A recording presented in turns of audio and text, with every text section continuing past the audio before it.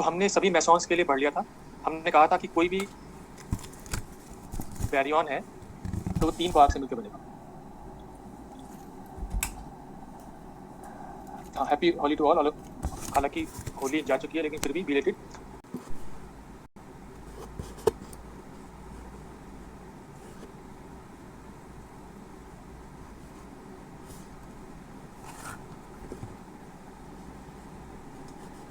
अब यहाँ फोकस करो। तो बैरियन के लिए हमने कहा कि 3 क्वार्क से मिलकर बनेगा, क्योंकि हर एक क्वार्क का जो बैरियन नंबर होता है वो 1/3 होता है। और अगर हमें एंटी बैरियन चाहिए तो एंटी बैरियन के लिए हमें एंटी क्वार्क्स चाहिए, क्योंकि एंटी बैरियन के लिए बैरियन नंबर -1 होगा और सभी क्वार्क्स का बैरियन नंबर -1/3 होगा। और अगर मेसॉन्स की बात करें तो उसके लिए एक क्वार्क और एक एंटी क्वार्क चाहिए। तो हम मेसॉन्स ऑलरेडी कवर कर चुके हैं, अब हम बैरियंस की बात करें। तो सबसे पहले हम बात करेंगे प्रोटॉन की। तो यहाँ पे हमने कहा था कि पॉइंट्स टू रिमेंबर या स्टेप्स। तो पहला स्टेप यह है कि जो पार्टिकल आपको गिवन है उसको आपको देखना है whether that particle is Baryon और मेसॉन। तो यहाँ पे proton is a Baryon, so it will be formed by 3 quarks. उसके बाद सेकंड स्टेप है whether this particle has strangest number, charm number, bottom number, top number etcetera. तो यहाँ पे बाकी सब चीज 0 है। इसका मतलब यहाँ पे आप स्ट्रेंज क्वार्क को यूज नहीं कर सकते। और क्योंकि इन पार्टिकल्स में जो आपने अब तक पढ़े हैं charm number, bottom number, top number नहीं होते, तो चार्म क्वार्क, बॉटम क्वार्क और टॉप क्वार्क भी हम यहाँ पे यूज नहीं कर रहे हैं, क्योंकि यहाँ पे जितने भी हमने मेसॉन्स बैरियंस पढ़े हैं उनमें वो तीनों नंबर नहीं होते हैं। तो हम यहाँ पे स्ट्रेंजेस नंबर भी नहीं है। तो अब हम यहाँ बात करते हैं चार्ज। चार्ज इसका +1 है। अब आप यहाँ पे कौन कौन से क्वार्क्स यूज करोगे? एक तो अप क्वार्क जिसका चार्ज है +2/3 और एक डाउन क्वार्क जिसका चार्ज है -1/3। तो +1 को बनाने के लिए आपको 2 up quarks and 1 down quark use करना होगा। तीनों का एडिशन करोगे तो आपका जो चार्ज है वो सेटिस्फाई हो जाएगा। सिमिलरली अगर आपको एंटी प्रोटॉन करना हो तो एंटी प्रोटॉन के लिए इनके एंटी पार्टिकल्स आप ले सकते हो। अगर हम बात करें न्यूट्रॉन की, तो न्यूट्रॉन का चार्ज होता है 0 और ये भी स्ट्रेंज पार्टिकल नहीं है। ये भी 3 क्वार्क से मिलकर बनेगा क्योंकि ये भी बैरियन है। तो आपको 0 जब सेटिस्फाई करना है तो 0 सेटिस्फाई करने के लिए क्या आंसर हो जाएगा? एक अप क्वार्क और 2 डाउन क्वार्क। अगर आप इनका चार्ज देखोगे तो इसका +2/3 और इनका -1/3 मिलकर 0 हो जाएगा। उसके बाद एंटी न्यूट्रॉन। एंटी न्यूट्रॉन अगर आप करोगे तो इनका एंटी क्वार्क्स आप यूज कर सकते हो। उसके बाद है हाइप्रॉन्स। तो हाइप्रॉन्स के लिए लैम्डा नॉट। लैम्डा नॉट एक बैरियन है, 3 क्वार्क से मिलकर बनेगा। उसके बाद क्या ये स्ट्रेंज पार्टिकल है? हम कहेंगे yes it is strange particle. इसकी स्ट्रेंजनेस है -1। तो जो एस क्वार्क होता है आपका, उसका चार्ज तो -1/3 होता है, लेकिन स्ट्रेंजनेस एस क्वार्क में -1 होती है। तो यहाँ पे -1 को सेटिस्फाई करने के लिए आपने एक एस क्वार्क ले लिया। अब आप और एस क्वार्क नहीं ले सकते। अब आप चार्ज कंजर्व करना है, आपको 0 करना है। आपने -1/3 चार्ज ले लिया, तो जो बाकी तो जो 2 क्वार्क है उसमें +1/3 होना चाहिए, दोनों को मिलके, दोनों का एडिशन करके +1/3 होना चाहिए, जिससे कि टोटल चार्ज 0 हो जाए। तो इस शायद ये भी हमने कर लिया था लास्ट क्लास में। तो इसका आंसर हो जाएगा, यहाँ पे आप यूज कर लोगे यू एंड डी। तो यू का +2/3, डी का -1/3, तो अल्टीमेटली तीनों का मिलकर 0 हो गया, तो ये हो गया यूडीएस। उसके बाद अगर हम आगे बात करें सिग्मा प्लस की, सिग्मा प्लस की स्ट्रेंजनेस है -1। तो -1 को कंफर्म करने के लिए आपने कैसे यूज कर लिया? अब चार्ज आपका +1 है, इसमें आपने -1/3 आप एस का इन्वॉल्व कर चुके हो। तो जो बाकी तो 2 बचेंगे उनको +1 करने के लिए आपको +4/3 चाहिए, दोनों का एडिशन। तो क्या आंसर हो गया?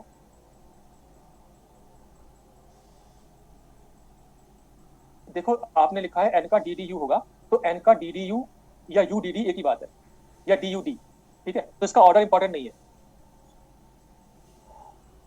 तो हाँ, तो इसका आंसर हो गया यू, क्योंकि यू और यू दोनों का चार्ज होता है +2/3 +2/3, एस का -1/3, तीनों का मिलकर +1। अब अगर आपसे पूछा जाए सिग्मा प्लस का बार यानी इसके एंटी पार्टिकल का, तो ये जो सिग्मा प्लस का बार है ये इसका एंटी पार्टिकल है, तो इसका हो जाएगा S bar, U bar and U bar. यानी कि sigma minus is not antiparticle of sigma plus. Sigma plus और सिग्मा माइनस दोनों बैरियन है। यहाँ पे भी एस इक्वल टू आपका -1 है, इसके लिए भी आपने ऐसे यूज किया। चार्ज इक्वल टू -1 है, आप यहाँ पे -1/3 ले चुके हो, तो अब इन दोनों का जो है आपको -2/3 और चाहिए, -2/3। तो आंसर क्या हो गया? हाँ, SDD, SDD, ठीक है। क्योंकि तीनों का जो चार्ज होता है वो -1/3 होता है, तो तीनों का -1/3 की 3 की मल्टीप्लाई करेंगे -1 हो जाएगा। तो आपने जो स्टेप्स हमने किए हैं इसी से करना है एग्जाम में।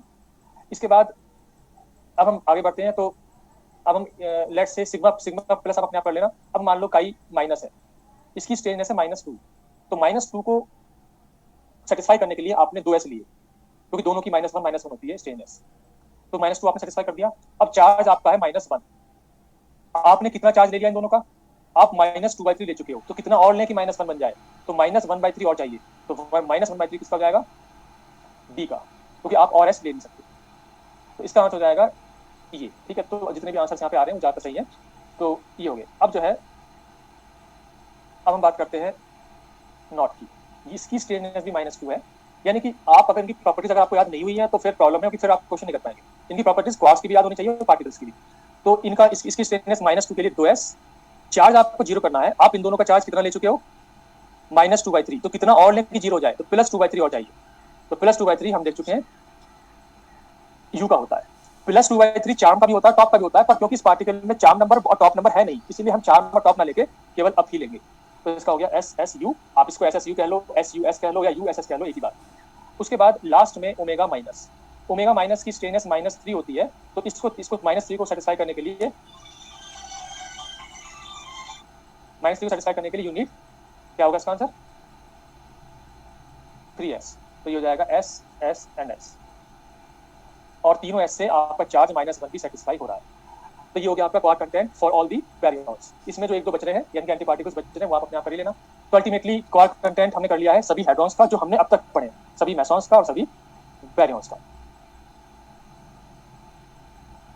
तो अगर आपने ये लिख लिया हो तो आप बताना, नेक्स्ट स्लाइड चलते हैं।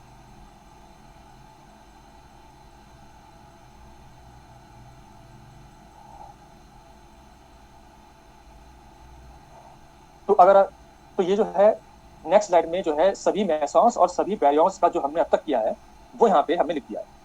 ठीक है, तो इसका आप स्क्रीनशॉट ले सकते हो, क्योंकि लिखने के लिए इतना टाइम मैं नहीं दे सकता, क्योंकि इसको लिखने के लिए काफी टाइम चाहिए, तो ये हम ऑलरेडी कर चुके हैं। तो आपको क्या करना है, आपको इसका स्क्रीनशॉट लेकर अपने जो नोट्स हैं उसमें एक ही पेज पे इन सबको लिख लेना है।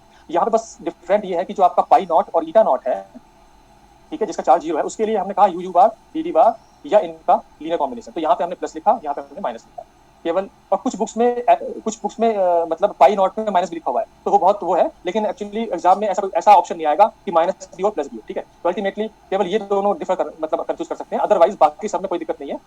और यहाँ पे एक चीज और है, यहाँ पे नोट लिखा हुआ है, हमने कहा था कि हर एक हेड्रॉन कलरलेस है, तो इसका मतलब जब आप यहाँ पे नोट देखो लिखा हुआ each made of quark colour and same anti colour, यानी जो हमारा मेसॉन है वो जिस भी क्वार्क का कलर होगा, मान लो क्वार्क का जो कलर है वो रेड है, तो उसके एंटी क्वार्क का जो कलर होगा वो एंटी रेड होगा, ताकि मिलकर वो कलरलेस बन जाए। ठीक है, कलरलेस बन जाए या व्हाइट बन जाए। सिमिलरली तीनों जो क्वार्क्स हैं वो जो है डिफरेंट कलर्स के होंगे, डिफरेंट का मतलब रेड, ग्रीन एंड ब्लू के होंगे, ताकि मिलकर वो व्हाइट या कलरलेस हो जाए। तो ये हो गया आपके mesons and barriers and quark content. अब हमें क्या करना है, कुछ पार्टिकल्स ऐसे हैं जो आपने अब तक नहीं पढ़े हैं, लेकिन उनमें चार्म नंबर या बॉटम नंबर हो सकता है, तो उनके लिए क्वार्क एग्जाम में आ जाए तो क्वार्क कंटेंट कैसे लिखेंगे। तो अब हम नेक्स्ट स्लाइड पे चल रहे हैं। अच्छा अभी एक मिनट, चलो पहले ये कर लेते हैं, मैंने वाली स्लाइड लगा रखी है तो पहले ये कर लेते हैं। ठीक है, अब इसे देखो ये क्या है, एक तो इस बात इसको लिख लो, तो combination of charge and strangeness allowed for hadrons in simple quark model.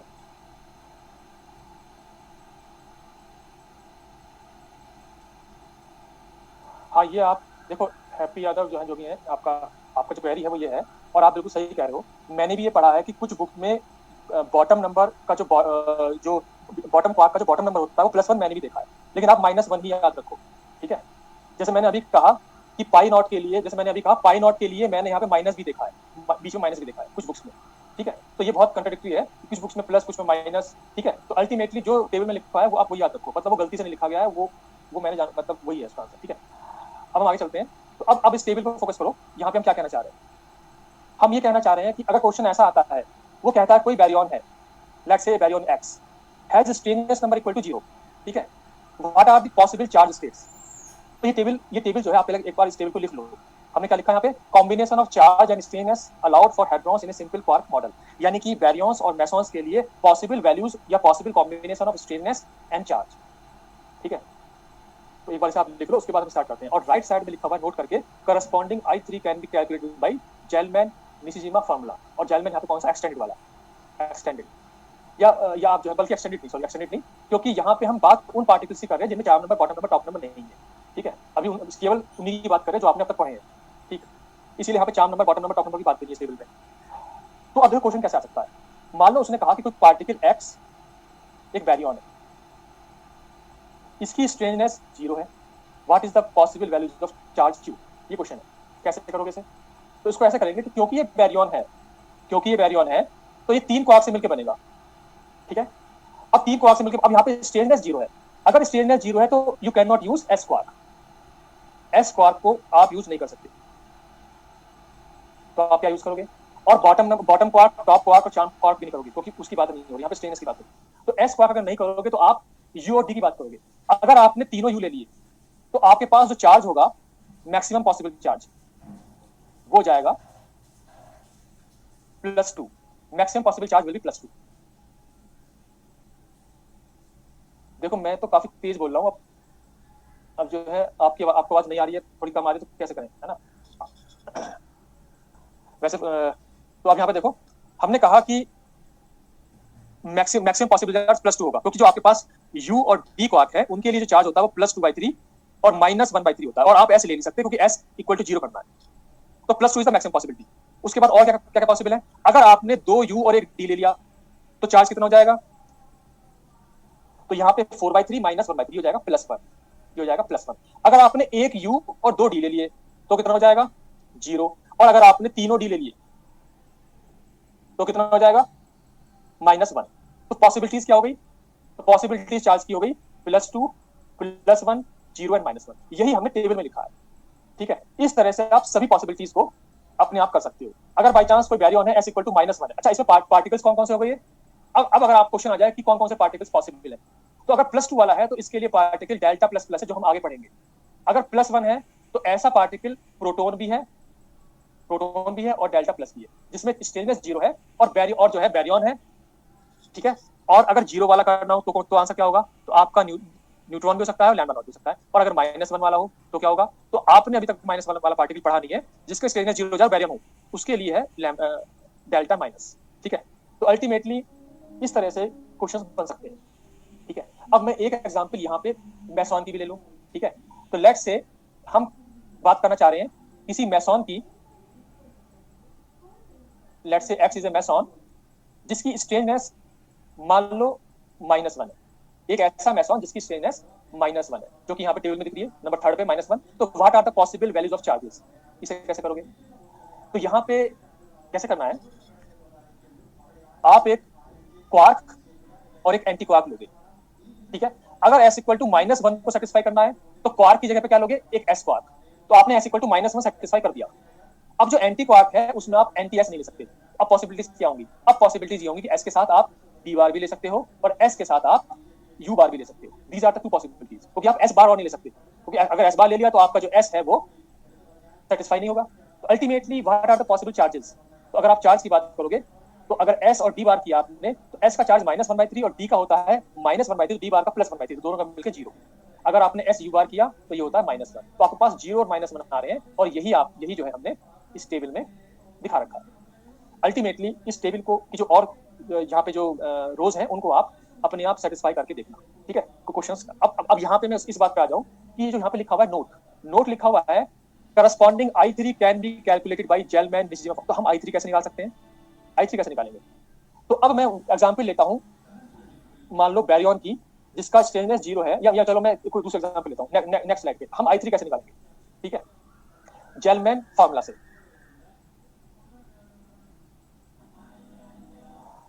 ये जो क्वेश्चन है मैं अपने आप बना तो रहा हूं, चलो मैं क्वेश्चन बना देता हूं। देखो क्वेश्चन क्या आएगा, लेट्स से क्वेश्चन लिख दो आप, ठीक है। अब क्वेश्चन क्या है?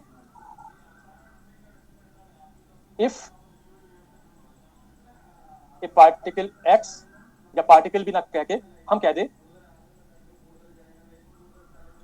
Let's say baryon. If a baryon x has s equal to, अब s की हम क्या ले लें, let's say s equal to -1 ले लेते हैं, s equal to -1, then what are the possible values of charge q and third component of isospin I3 for particle X। ठीक है, ये क्वेश्चन हो गया। अब इसे कैसे करेंगे? तो अगर हमारे पास बैरियन है तो ये 3 क्वार्क से मिलकर बने।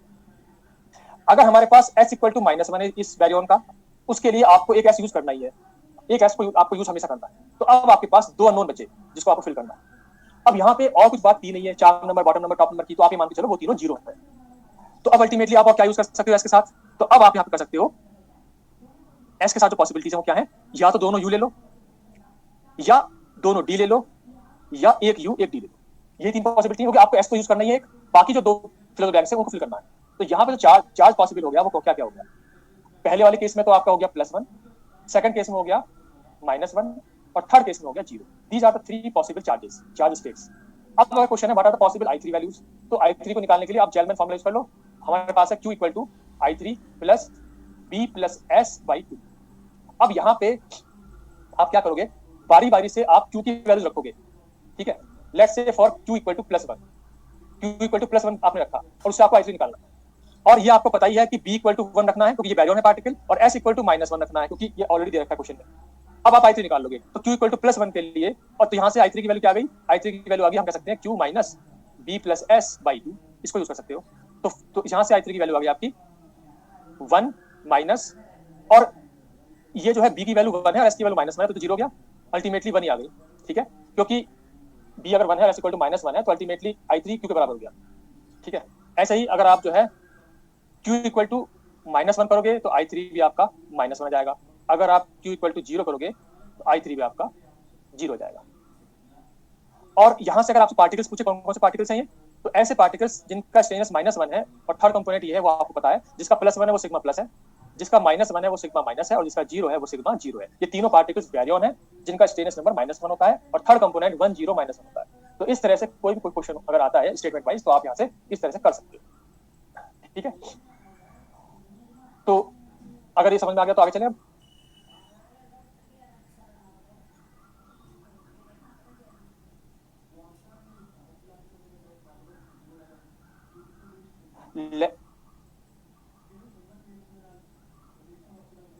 हाँ बिल्कुल बिल्कुल आप सही कह रहे हो। यहाँ पे जो है एक्चुअली क्या है प्रॉब्लम, देखो नहीं देखो, अब यहाँ पे अब 2 क्वेश्चन है। पहला क्वेश्चन तो ये है, आपने पूछा कि कैसे पता चला कि बैरियन नंबर +1 है। बैरियन नंबर +1 इसलिए है क्योंकि पार्टिकल बैरियन है, ये बैरियन लिखा हुआ है, एंटी बैरियन नहीं लिखा हुआ है, तो this particle is Baryon, obviously it's Baryon number will be +1। पहली बात, अगर एंटी बैरियन होता तो हम कहते हैं -1। अब दूसरा क्वेश्चन ये है कि यहाँ पे लैम्डा नॉट भी आ सकता है क्या? तो एक्चुअली यहाँ पे हम कह सकते हैं कि I3 इक्वल टू 0 के लिए लैम्डा नॉट भी हो सकता है, इज ऑल्सो पॉसिबल। ठीक है, लैम्डा नॉट भी हो सकता है फॉर I3 इक्वल टू 0, तो लैम्डा नॉट वाला आंसर सही है।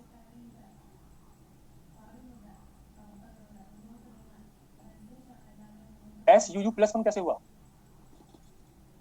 SU आप देख सकते हो, यहाँ पे SUU का चार्ज देख लो, S का चार्ज है -1/3, इसका है +2/3, इसका है +2/3, तो अल्टीमेटली 4/3 -1/3 तो 1 आ गया। ठीक है, तो इस तरह से चार्ज +1 हो गया।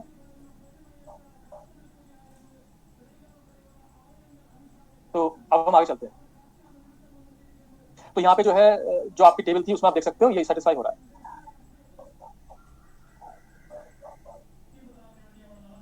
हाँ, अब आपको हेडिंग डालनी है, जो मैं आपको बता रहा था कि मान लो कोई पार्टिकल ऐसा हो जिसमें 4 number, bottom number, top number हो, तो क्या करें? इसमें हेडिंग डालो quark model for particles having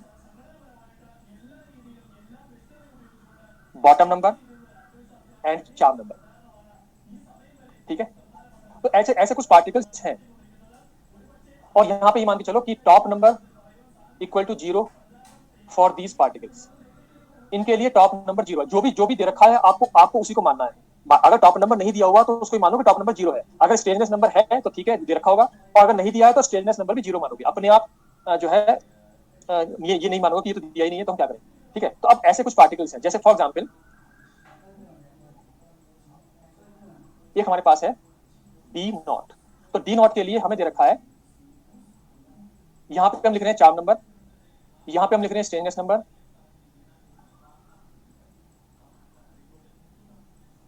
charm number C है, और यहाँ पे हम लिख रहे हैं बॉटम नंबर स्मॉल बी, ठीक है। और यहाँ पे एक चीज और है, इसमें ये भी मैं आपको बता दूं कि ये जो पार्टिकल्स हम लिख रहे हैं ये भी मेसॉन्स की बात हो रही है, ये मेसॉन्स है, यानी कि आपको एक क्वार्क एक एंटी क्वार्क चाहिए, ठीक है। और यहाँ पे हम लिखते हैं क्वार्क कंटेंट या क्वार्क मॉडल कह सकते हो। तो हमारे पास जो पहला मेसॉन है वो है डी नॉट। एग्जाम में आपसे डी नॉट की जगह डी नॉट, ये सब पार्टिकल्स डिस्कवर हो चुके हैं, तो आपको इनकी प्रॉपर्टीज याद नहीं करनी है, इससे पहले जो हमने अब तक किया वो करना है। तो एग्जाम में हो सकता है ये दे दे एक्स नॉट, ठीक है। तो इसका चार्म नंबर हो गया +1, स्ट्रेंजनेस 0, बॉटम नंबर 0, ये गिवन है। अब आप बताओ आप में से कोई कि क्वार्क कंटेंट क्या आएगा। It is a meson, charge दे रखा है 0, डी नॉट है तो नॉट का मतलब चार्ज है 0। चार्म तो पहला स्टेटमेंट, यानी स्टेप्स कौन से हैं, पहला step whether this particle is meson or baryon, तो it is a meson। तो यानी किससे मिलकर बनेगा ये, एक क्वार्क और एक एंटी क्वार्क से। Second step whether this particle has charm number, bottom number, top number, strangeness number, तो उसमें चार्म नंबर +1 है। अगर ऐसा है तो कंजर्व चार्म नंबर कंजर्व करने के लिए आपने कौन सा क्वार्क ले लिया, सी क्वार्क, तो सी क्वार्क का चार्म नंबर +1 होता है, ठीक है। थर्ड स्टेप कंजर्व चार्ज इसका 0 है, तो आपने चार्म नंबर +1 करने के लिए सी ले लिया। अब चार्ज इसका कितना 0, कितना चार्ज ले चुके हो, +2/3, कितना और लेना है, -2/3, और आपको अब एंटी क्वार्क चाहिए, तो सी के साथ ऐसा एंटी क्वार्क जिसका चार्ज -2/3 हो। तो क्या आंसर हो गया, तो आपके जितने भी आंसर हैं अब तक इसमें लिखे हुए वो गलत है, सी बार इज रॉन्ग और डी बार भी रॉन्ग है। तो अल्टीमेटली अब आंसर सही आया है, एक आंसर यू बार सही आया, ठीक है। डी बार अभी भी गलत है, तो अल्टीमेटली हो गया यू बार, ठीक। तो आपको एक ऐसा क्वार्क चाहिए क्वार्क भी नहीं चाहिए बल्कि एंटी क्वार्क चाहिए, आपको एक ऐसा एंटी क्वार्क चाहिए जिसका चार्ज है -2/3, तो ये हो जाएगा यू बार, ठीक है, क्योंकि यू बार का चार्ज होता है -2/3। तो अल्टीमेटली आंसर हो गया सी यू बार। तो सी बार गलत है क्योंकि सी बार में आपने चार्ज को कंजर्व कर दिया लेकिन चार्म नंबर आपका 0 हो गया, ठीक है। तो अब ये हो गया पहला। अब हम दूसरा कोई एग्जांपल लेते हैं, let's say next example is DS+। ये सब पार्टिकल्स डिस्कवर हो चुके हैं। चार्ज कैसे मालूम हुआ, एक्चुअली चार्ज ऑलरेडी पार्टिकल के साथ लिखा हुआ है, यहाँ पे चार्ज, इसका चार्ज Q = 0 साथ में लिखा हुआ है, ठीक है। अगर एग्जाम में x नॉट आता है तो उसका मतलब ये है कि चार्ज उसने इंडायरेक्टली दे दिया है। तो अब आपका नेक्स्ट एग्जांपल है DS+।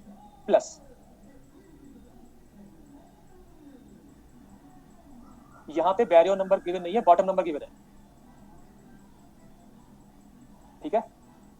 ये बॉटम नंबर गिवन है और साथ में ये भी गिवन है कि it is meson. First column में ऊपर लिखा हुआ मेसॉन, हम मेसॉन की बात कर रहे हैं, दीज आर मेसॉन्स, ठीक है। तो अब हम हमारा नेक्स्ट एग्जांपल है कि DS+ इज ए मेसॉन, ये मेसॉन है, ठीक है। इसका चार्म नंबर दे रखा है +1, स्ट्रेंजनेस नंबर दे रखी है +1, बॉटम नंबर दे रखा है 0। इसका आंसर बताओ क्या होगा, चार्ज +1 है क्योंकि प्लस दे रखा है और ये मेसॉन है, तो क्या आंसर हो जाएगा,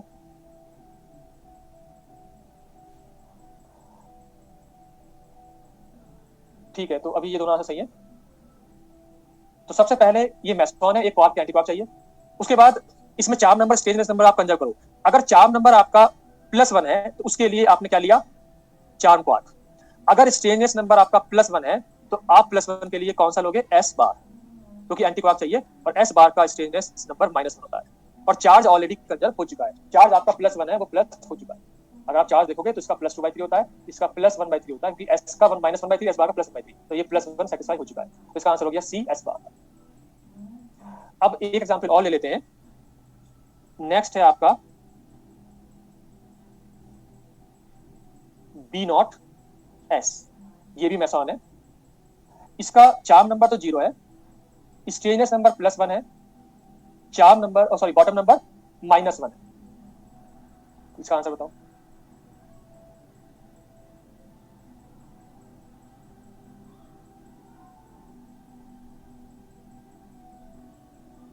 ठीक है। तो आपके आंसर्स जितने भी यहाँ पे आए सब सही हैं। अल्टीमेटली यहाँ पे अगर स्ट्रेंजनेस नंबर = +1 करना है तो उसके लिए आप क्या करोगे, S बार। अगर बॉटम नंबर -1 करना है तो उसके लिए हो गया B, तो आंसर हो गया B S बार। आप यहाँ पे S बार B लिख लो या B S बार लिख लो, एक ही बात, ठीक है। तो ये अगर आपको समझ में आ गया तो हम आगे चलते हैं। क्वेश्चंस अभी तक ऐसे पार्टिकल्स के एग्जाम में नहीं आए हैं जिनका बॉटम नंबर, टॉप नंबर या चार्म नंबर होता हो, लेकिन फिर मैंने आपको करा दिया, बाई चांस आ जाए तो आप वहां पे गलती ना करो। तो ये हो गया आपका क्वार्क कंटेंट। अब हम टॉपिक चेंज करते हैं।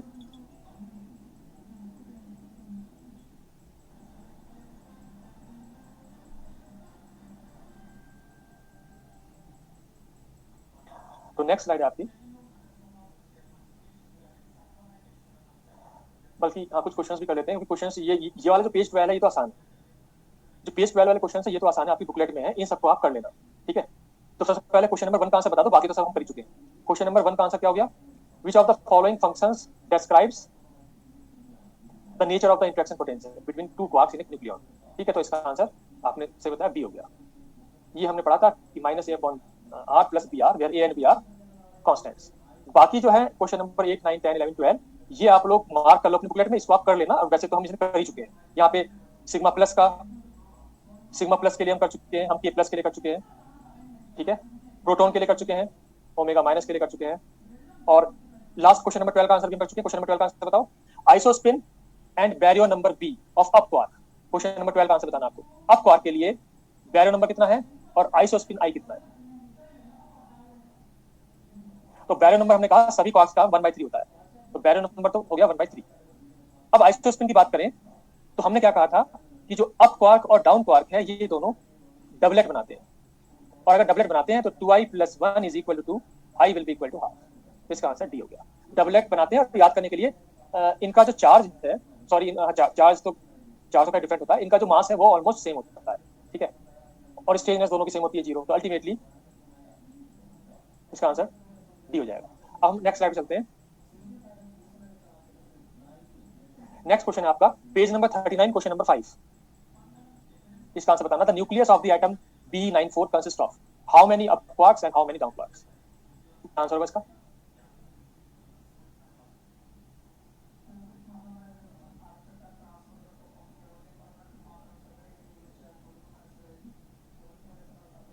तो यहाँ पे जो 4 है वो एटॉमिक नंबर है, ठीक है।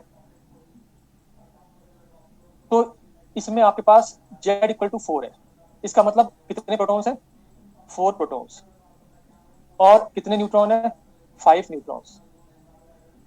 एक प्रोटॉन के लिए क्वार्क कंटेंट आपको पता है, ठीक है। तो आपके पास एक प्रोटॉन के लिए हमें पता है UUT, तो इसे मल्टीप्लाई कर दो 4 की, क्योंकि आपके पास 4 प्रोटॉन है, तो कितना हो गया ये? 8 up quark and 4 down quark. जो न्यूट्रॉन है वो होता है UDP, इसे मल्टीप्लाई कर दो 5 की, तो कितने हो गए आपके पास? 5 up quark and 10 down quark. तो ultimately what is the result? 13 up quark plus 14 down quark. तो आंसर आपका बी हो गया।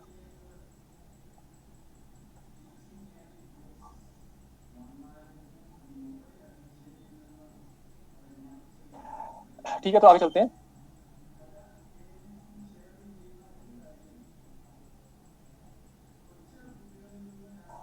नेक्स्ट है आपका question number 20, page number 41। Which of the following sets corresponds to fundamental particles. तो last class में हमने फंडामेंटल पार्टिकल्स किए थे, जो ट्रूली फंडामेंटल पार्टिकल्स हैं, जो किसी और से मिलकर नहीं बने, यानी जो क्वार्क से मिलकर नहीं बने, ठीक है। जो क्वार्क से मिलकर नहीं बने हैं वो है आंसर। तो आपने जो ए लिखा है वो आंसर नहीं है। Proton and neutron are not fundamental particles because they are made up of quarks.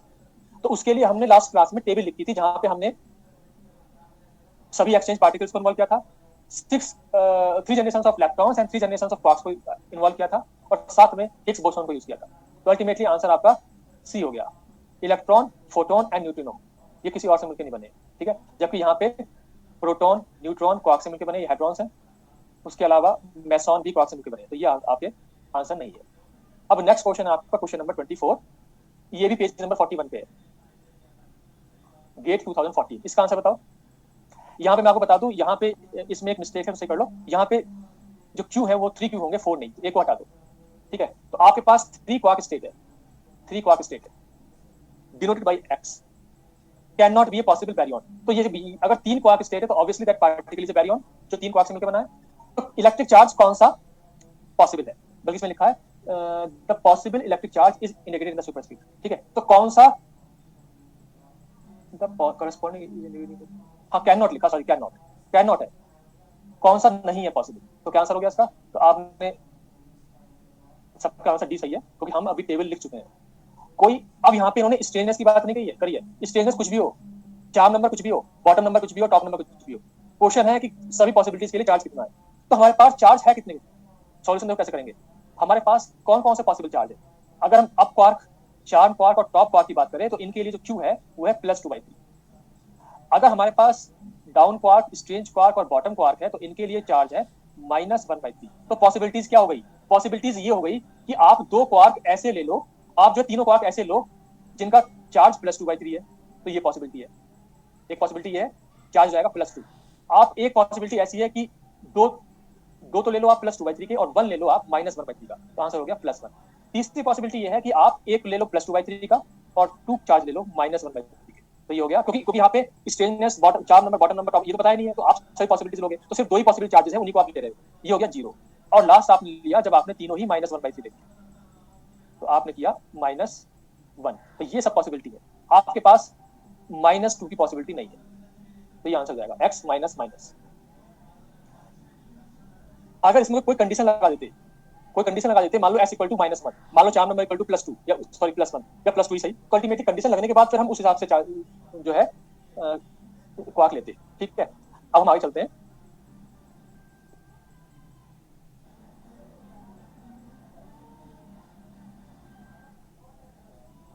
Next आपका पेज 42, क्वेश्चन नंबर 39। तो यहाँ पे क्वेश्चन क्या है, ए particle x is produced in the process via strong interaction. If the quark content of K plus is US bar, then the quark content of X is. क्योंकि ये strong interaction है तो सभी कंजर्वेशन लॉस फॉलो होंगे, तो आप unknown parameters निकाल सकते हो बाय कंजर्वेशन लॉस।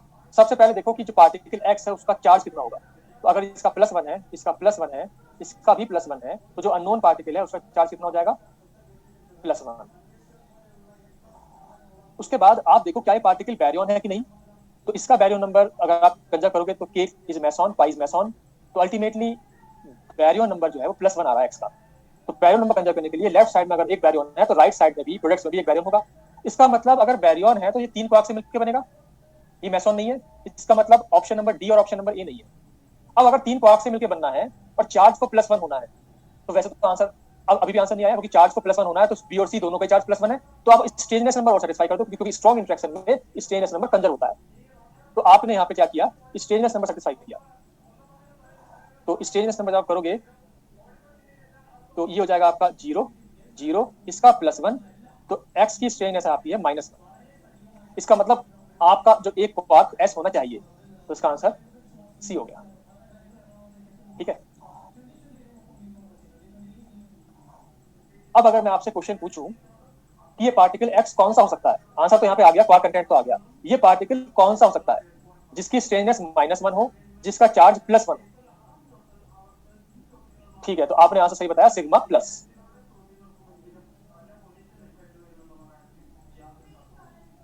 हम लोग, हाँ बिल्कुल आप सही कह रहे हो, हम लोग सभी का क्वार्क कंटेंट, सभी तीनों पार्टिकल क्वार्क कंटेंट लिख के भी कर सकते हैं, ठीक है। तो यहाँ पे पार्टिकल जो हो गया वो हो गया सिग्मा प्लस, जिसका चार्ज प्लस है, जिसकी स्ट्रेंजनेस -1 है, और जो एक बैरियन है। थर्ड कंपोनेंट भी चेक कर सकते हो, अल्टीमेटली थर्ड कंपोनेंट करने की जरूरत वैसे है नहीं, अल्टीमेटली ये आंसर है। और जैसा कि अभी आप में से किसी ने कहा कि हम इन तीनों का क्वार्क कंटेंट लिख के भी देख सकते हैं कौन सी पार्टिकल x का क्या होगा, ठीक है। तो अल्टीमेटली अब हम आगे बढ़ रहे हैं। आप I3 को चेक कर सकते हो, अब फिलहाल तो आंसर बिना I3 के जाएगा। I3 कर सकते हो, ये +1 है, ये +½ है, ये आपका +½ है, तो अल्टीमेटली I3 आपका +1 आ रहा है, तो वो +1 सिग्मा प्लस का है, ठीक है। तो आगे बढ़ते हैं। नेक्स्ट क्वेश्चन है आपका page 45, question number 14, next June 2015। Charm quark is assigned the charm quantum number C = 1.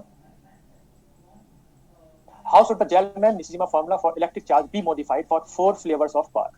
तो बेस्ट पॉसिबल आंसर क्या दिख रहा है आपको, तो हमने एक्सटेंडेड के लिए किया, तो एक्सटेंडेड में हमने क्या किया, हमने कहा कि एक्सटेंडेड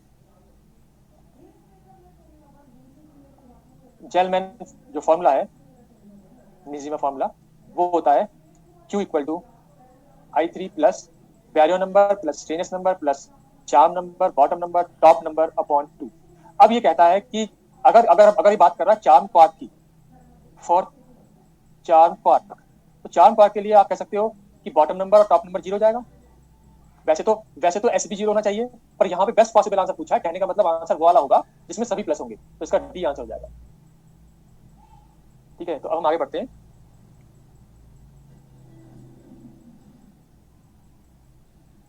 अब ये क्वेश्चन ये है, ए particle which is composite state of 3 quarks U, D and S। ये है पेज 46, दिसंबर 2016, क्वेश्चन नंबर 80। अब आप इसमें पढ़ो क्या है, ए particle which is a composite state of 3 quarks U, D and S has electric charge, spin and strangeness respectively। आपको एक पार्टिकल है, लेट्स से दैट पार्टिकल भी X, वो 3 क्वार्क से मिलकर बना है U, D, S। अब क्वेश्चन ये है कि उसका चार्ज कितना है, तो चार्ज आप निकाल सकते हो, तीनों का ऐड कर दो, +2/3 -1/3 -1/3, चार्ज 0 हो गया। तो चार्ज को तो निकालना आसान है, जो आसान है पहले उसे कर लो, तो उसके बाद आप करो स्ट्रेंजनेस नंबर।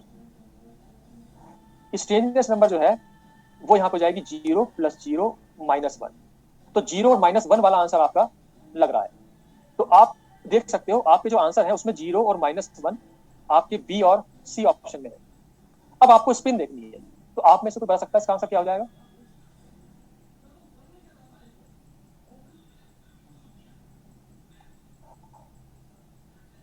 आप पार्टिकल की स्पिन कैसे निकालते हैं? पार्टिकल की स्पिन निकालने के लिए आपको ये देखना है whether that particle is boson और फर्मियन। ठीक है, सिंपल इतना ही करना है। पार्टिकल की स्पिन निकालने के लिए आप देखो whether that particle is Baryon और मेसॉन, क्योंकि ये 3 क्वार्क से मिलकर बना है, तो इट इज ए बैरियन। अगर ये बैरियन है तो बैरियन क्या होते हैं? फर्मियन। अगर ये फर्मियन है पार्टिकल, तो इसकी स्पिन क्या होगी? Half odd integer. तो इसका आंसर बी होगा, सॉरी सी होगा, ना कि बी। ठीक है, दूसरा तरीका आपका यह है करने का, आप कैसे कर सकते हो कि अगर कोई बैरियन 3 क्वार्क से मिलकर बना है, किसी भी 3 क्वार्क से, तो तीनों की जो स्पिन होती है वो हाफ होती है। तो जब आप तीनों हाफ स्पिन का वेक्टर एडिशन करोगे, तो जो रिजल्टेंट स्पिन आएगी वो हाफ और इंटीजर ही आएगी, इंटीजर नहीं आ सकती। अल्टीमेटली फर्मी पार्टिकल है बनेगा। अगर आपके पास ऑड नंबर ऑफ फर्मियन से कोई पार्टिकल बनता है, then that particle will be a fermion. तो इसका आंसर सी हो जाएगा, बी नहीं हो सकता, क्योंकि उसमें स्पिन आपकी 0 है, जो कि बोसॉन के लिए है।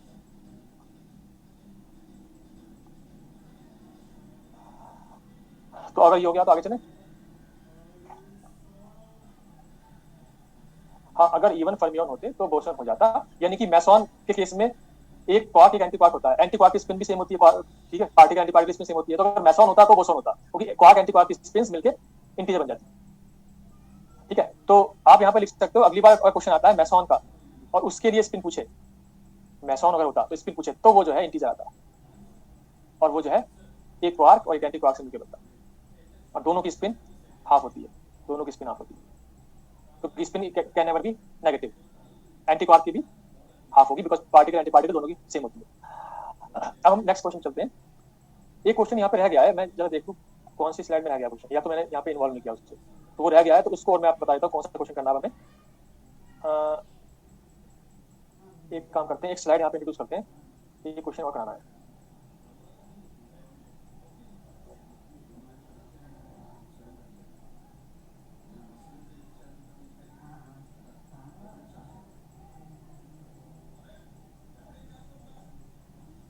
और वो है, एक बार मैं आपको बताता हूँ आपको page number.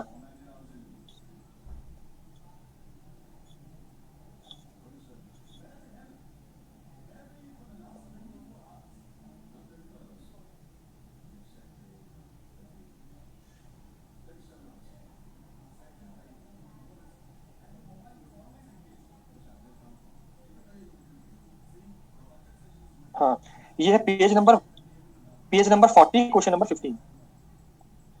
Page 40, question number 15, GATE 2010, ये करना आपको। तो यहाँ पे क्या दे रखा है? The basic process underlying the neutron beta decay. Neutron beta decay, तो न्यूट्रॉन बीटा डीके, इन चारों ऑप्शन में से किससे आपको आंसर मिलेगा? तो सबसे पहले न्यूट्रॉन बीटा डीके की रिएक्शन लिखो। न्यूट्रॉन जब बीटा डीके करता है तो किस रिएक्शन से होता है? ठीक है, यहाँ पे प्रोटॉन बनता है, बीटा पार्टिकल या इलेक्ट्रॉन बनता है, और साथ में एंटी न्यूट्रिनो बनता है। अब इस रिएक्शन को इन्होंने क्वार्क कंटेंट के टर्म्स में लिखा हुआ है, तो आप बता सकते हो क्या आंसर हो गया? चारों ऑप्शन में बताओ क्या आंसर होगा। आपकी बुकलेट में है ये पेज नंबर 40 पे। तो हम यहाँ पे क्वार्क कंटेंट लिखेंगे, तो अब क्वार्क के लिए हमने लिखा यू डी डी, और सॉरी न्यूट्रॉन के लिए लिखा यू डी डी, और प्रोटॉन के लिए लिखा यू यू और डी। ठीक है, तो कहने का मतलब यह है कि एक अप क्वार्क रहा, एक डाउन क्वार्क रहा, लेकिन न्यूट्रॉन प्रोटॉन में अगर चेंज होना है तो इसका मतलब एक डाउन क्वार्क अप में चेंज हो गया। ठीक है, तो इसकी ये आंसर आएगा कि one down quark is converted to up quark emitting beta particle and anti neutron. ये आंसर हो जाएगा। तो इसका आंसर हो गया आपका ए। अब यहां पे आप बताओ कि अगर क्वेश्चन ये होता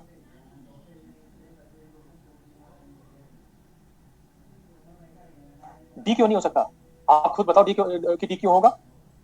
यहां पे कन्वर्ट डाउन क्वार्क से अप क्वार्क हुआ है, ना कि अप क्वार्क से डाउन क्वार्क, तो डी क्यों होगा। Conversion of d down quark to up quark हुआ है, तो डी ऑप्शन कब होगा। डी ऑप्शन तब होगा जब हमारा बीटा प्लस डीके हो।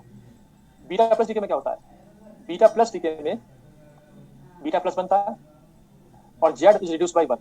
तो यहाँ पे हुआ क्या, एक प्रोटॉन कम हो गया, इसका मतलब एक्स में एक प्रोटॉन न्यूट्रॉन में कन्वर्ट हो गया।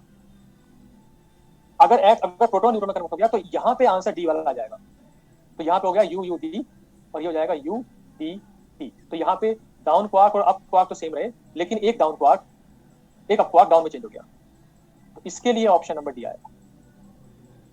ठीक है, तो जब आपके न्यूक्लियाई में या फ्री न्यूट्रॉन प्रोटॉन में चेंज हुआ तो आपका एक डाउन क्वार्क अप में चेंज हुआ, लेकिन फ्री प्रोटॉन कभी चेंज नहीं होता न्यूट्रॉन में। तो अगर आपका एक्स वाई में चेंज हुआ बीटा प्लस से, तो वहां पे प्रोटॉन न्यूट्रॉन में चेंज हुआ है, उसमें अप क्वार्क डाउन में चेंज हुआ। इसका आंसर ये हो गया। अब हम आगे चलते हैं। अब हमें एक क्वेश्चन और करना है क्वार्क से, और फिर हम टॉपिक चेंज करेंगे। तो एक्चुअली ये बीटा माइनस था और वो बीटा प्लस डी था। ठीक है, तो स्लाइड चेंज करें।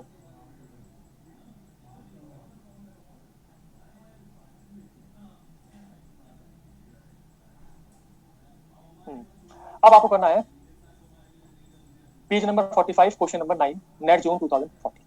ये क्वेश्चन थोड़ा डिफरेंट है और इसे फोकस करो कि इसे कैसे करेंगे। और ऐसा क्वेश्चन इससे पहले और इसके बाद में कभी आया नहीं है, तो 2014 से अब तक नहीं आया, लेकिन बाई चांस दोबारा कभी आता है तो उसको कैसे करना है वो यहाँ पे देखेंगे। यहाँ पे दे रखा है in a classical model a scalar meson. Scalar meson वो होता है जिसमें सभी क्वांटिटीज स्केलर होती है। तो जो हमने अब तक पढ़े वो हमने स्पिन जीरो वाले पढ़े, तो वो स्केलर मेसॉन ही, क्योंकि उसमें सभी स्केलर क्वांटिटीज है, स्पिन भी जीरो, एल भी जीरो, जे भी जीरो। ठीक है, वेक्टर मेसॉन अभी हम बाद में पढ़ेंगे, अभी तक हमने नहीं पढ़े। अल्टीमेटली अब तक हमने जो पढ़े वो सिंगुलर स्केलर पढ़े। तो ये है हमारा scalar meson consist of A quark and anti quark. तो एक हमारा मेसॉन एक क्वार्क और एक एंटी क्वार्क से मिलकर बना है, बाउंड बाय पोटेंशियल। तो जो हमें पोटेंशियल दे रखा है ये वो फॉर्मूला नहीं है जो हमने याद किया था। तो कोई बात नहीं, जो इसमें दे रखा है हमें वही यूज करना है, a r plus b r, जहाँ पे ए की वैल्यू 200 है एमईवी पर फर्मी, बी की वैल्यू 100 एमईवी फर्मी है। If the masses of the quark and anti quark are negligible, the mass of the meson can be estimated as. तो आपको क्या करना है, अगर आपको मेसॉन का मास चाहिए तो आप उसके इक्विवेलेंट एनर्जी निकाल लो, उस एनर्जी को C² से डिवाइड कर दोगे तो आपको मास मिल जाएगा। तो आपको मास ऑफ द मेसॉन चाहिए और क्वार्क एंटी क्वार्क का मास नेग्लिजिबल हम लिख रहे हैं। तो इसे कैसे करेंगे, यहाँ फोकस करना। तो सबसे पहले हम यहाँ पे यूज करेंगे del e del t equal to h², जहां पे डेल ई तो हमें निकालना है, डेल ई हमें निकालना है, क्योंकि अगर आपने एनर्जी निकाल दी तो अल्टीमेटली आपने मास निकाल दिया, C² से डिवाइड कर दोगे एनर्जी को। और जो डेल्टा टी है उसकी वैल्यू होती है R बाई सी, जहां पे R आप कह सकते हो रेंज या एक तरह से distance between quark and anti quark.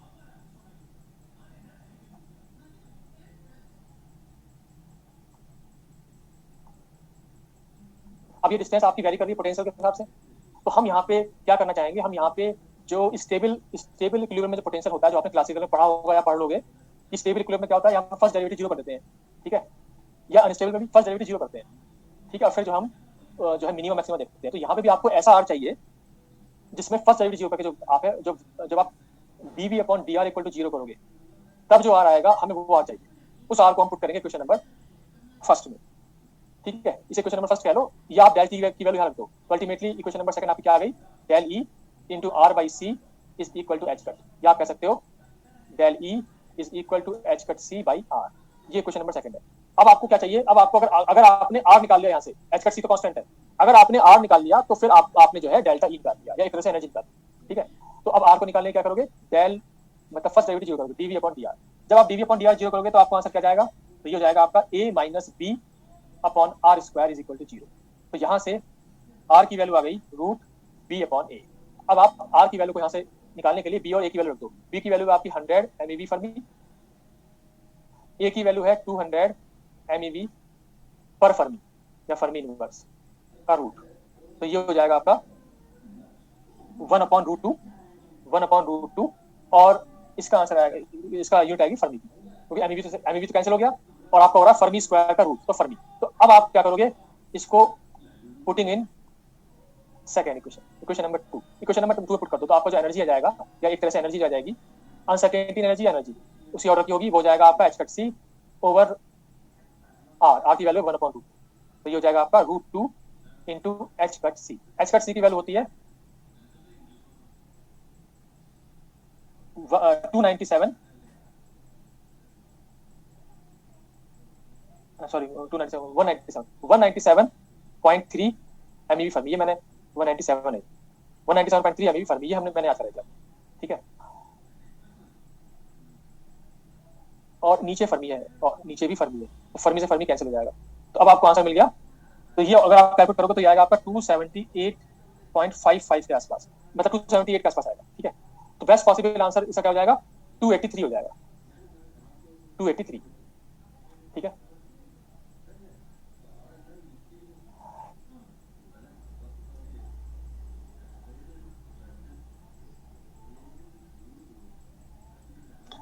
तो अगर दोबारा से क्वेश्चन आता है तो आपको इस तरह से करना है, ठीक है। हालांकि दोबारा आने की प्रोबेबिलिटी तो कम ही है।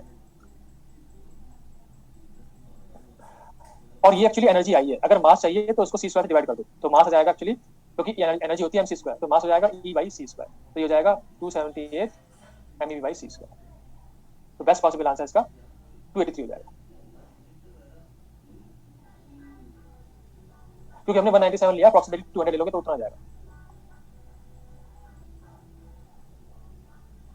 यहाँ पे एक्चुअली क्या है कि जो आर है वो वी के साथ वेरी कर रहा है, तो इस तो ज्यादातर तो स्टेबल कहाँ पे होगा ये, या एक तरह से प्रोबेबिलिटी आर की कहाँ पे होगी सबसे ज्यादा, जहाँ पे वो स्टेबल होगा। उसके लिए हमने क्या किया, फर्स्ट डेरिवेटिव को जीरो किया, तो उससे जो हमारा आर मिला है वो हमारा मोस्ट प्रोबेबल आर मिला है, क्योंकि आर वेरी कर रहा है तो हम कौन सा आर लें, और आर हमें इसलिए रखना है क्योंकि हमें एनर्जी निकालनी है या मास निकालना है।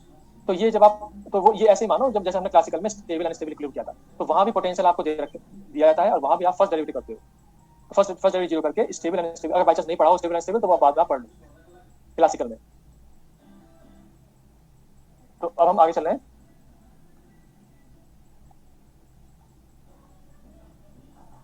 हाँ, स्मॉल ऑसिलेशंस में स्टेबल इक्विलिब्रियम वो होता है कि जब आप स्मॉल डिस्प्लेसमेंट करो तो आपका पार्टिकल वापस आ जाता है, वो तो हो गया स्टेबल इक्विलिब्रियम। अगर आपने स्मॉल डिस्प्लेसमेंट किया वापस ना आए, वो हो गया अनस्टेबल इक्विलिब्रियम। तो ये हो गया आपका क्वार्क्स, ठीक है। अब हम यहाँ पे टॉपिक चेंज करते हैं, अब कुछ मिसलेनियस क्वेश्चंस करने हैं, ठीक है। तो एक तो क्वेश्चंस आपको कुछ स्पिन वाले क्वेश्चंस आ चुके हैं, तो उस पर फोकस करते हैं। तो नेक्स्ट स्लाइड पे चलें।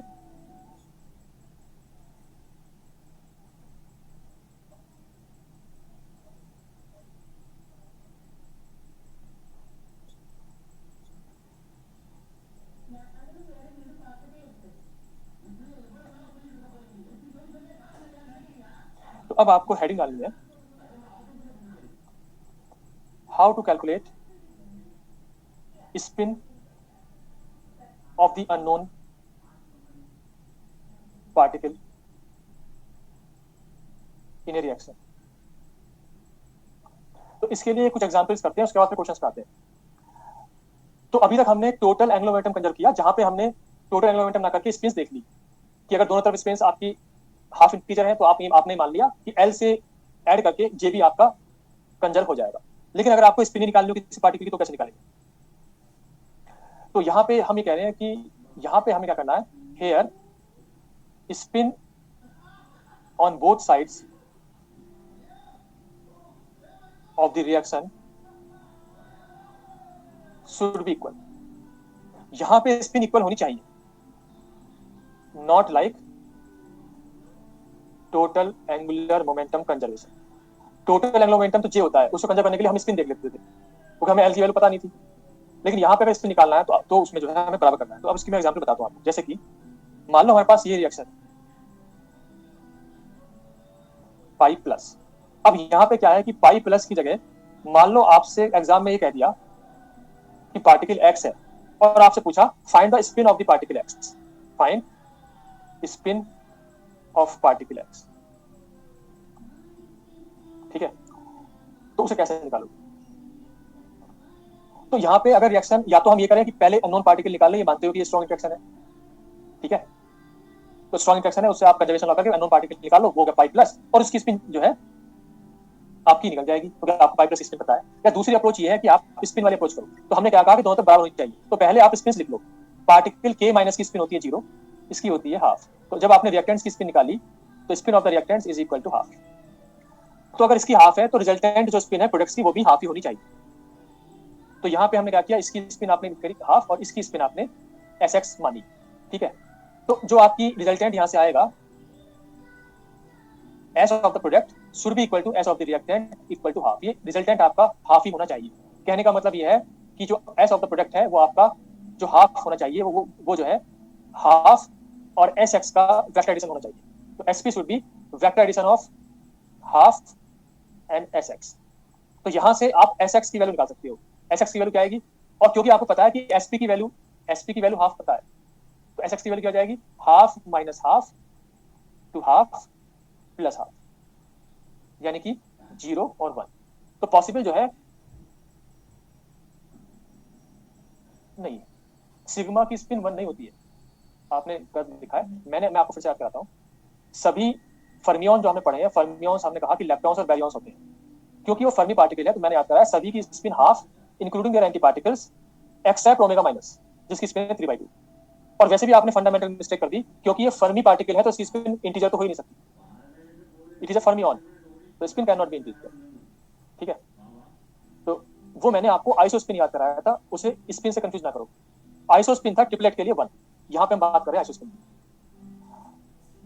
तो हमने क्या किया, हमने जो है पॉसिबल वैल्यू एस एक्स की निकाल ली जो कि 0 और 1 हो सकती है, क्योंकि 0 से भी रिजल्टेंट हाफ आ रहा है और 1 से भी रिजल्टेंट आपका हाफ आ जाएगा, तो ये पॉसिबल आंसर हो जाएगा। इसी तरह से हमें अब क्वेश्चंस करने हैं कि अगर आपको अननोन स्पिन निकालनी हो तो हम उसे कैसे करेंगे। अब यहाँ पे एक एग्जांपल और ले लेते हैं, और यहाँ पे साफ दिख रहा है कि जो आपका अननोन पार्टिकल एक्स है वो क्या होना चाहिए, फर्मी पार्टिकल या बोसॉन, क्योंकि लेफ्ट साइड में रिएक्टेंट्स में स्पिन आपकी टोटल हाफ है। या आप ये कह सकते हो कि लेफ्ट साइड में कितने फर्मियन है, आप ये कह सकते हो कि लेफ्ट साइड में 1 फर्मियन है, यानी कि ऑड नंबर ऑफ फर्मियन। तो राइट साइड में भी ऑड नंबर ऑफ फर्मियन होंगे ताकि रिजल्टेंट स्पिन जो है वो आपकी हाफ इंटीजर आ जाए और एंगुलर मोमेंटम भी कंजर्व हो जाए।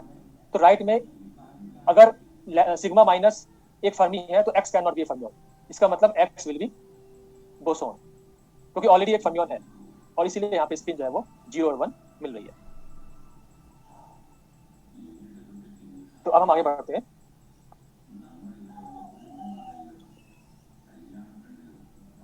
अब यहाँ पे एक एग्जांपल और ले लेते हैं।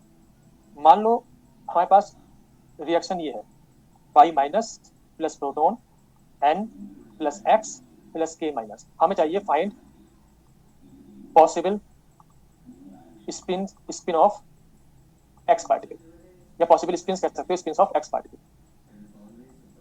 तो कैसे निकालेंगे, सबसे पहले यहाँ पे रिजल्टेंट स्पिन निकालो रिएक्टेंट्स की। तो रिएक्टेंट्स की स्पिन जो है वो यहाँ पे है 0, इसकी हाफ, तो spin of the reactants will be equal to 0 और हाफ का जो वेक्टर एडिशन। उसके बाद यहाँ पे स्पिन इसकी हाफ है, इसकी स्पिन यहाँ पे 0 है, आपको पता है मेसॉन्स की यहाँ पे 0 हो गई, इसकी स्पिन एस एक्स है, ठीक है।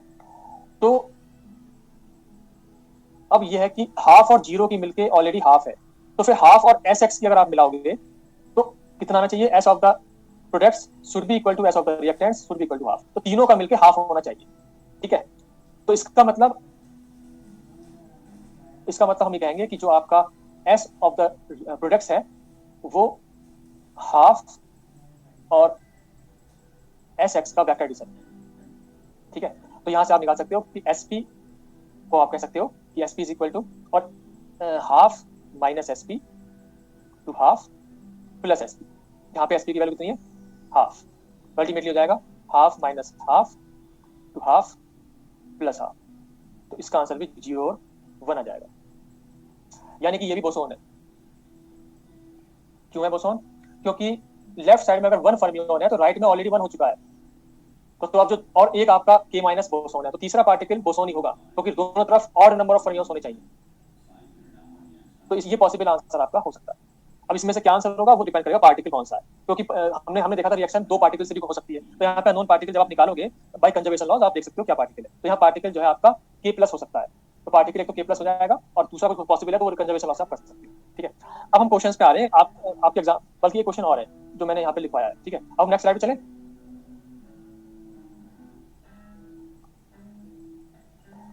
तो अब नेक्स्ट क्वेश्चन है आपका, ये आपको आपकी बुकलेट में नहीं है, एक मिनट। एसपी की स्पिन एक्चुअली क्या है कि इक्वेशन नंबर 1 ये आप इसमें एसपी क्या है आपका हाफ, जो आपका एसपी है वो आपका हाफ और एस एक्स का वेक्टर एडिशन है, हाफ और एस एक्स का वेक्टर एडिशन है। ठीक है, तो इसमें एसपी तो आपको पता है, एसपी तो हाफ है, तो अननोन जगह एस एक्स चाहिए, अगर अननोन एस एक्स चाहिए, सॉरी ये एसपी नहीं है, ये मैंने गलती से लिख दिया, ये एस एक्स है, this should be S x. S x तो आप निकाल लो, ये गलती से एसपी लिखा हुआ है, this should be S x.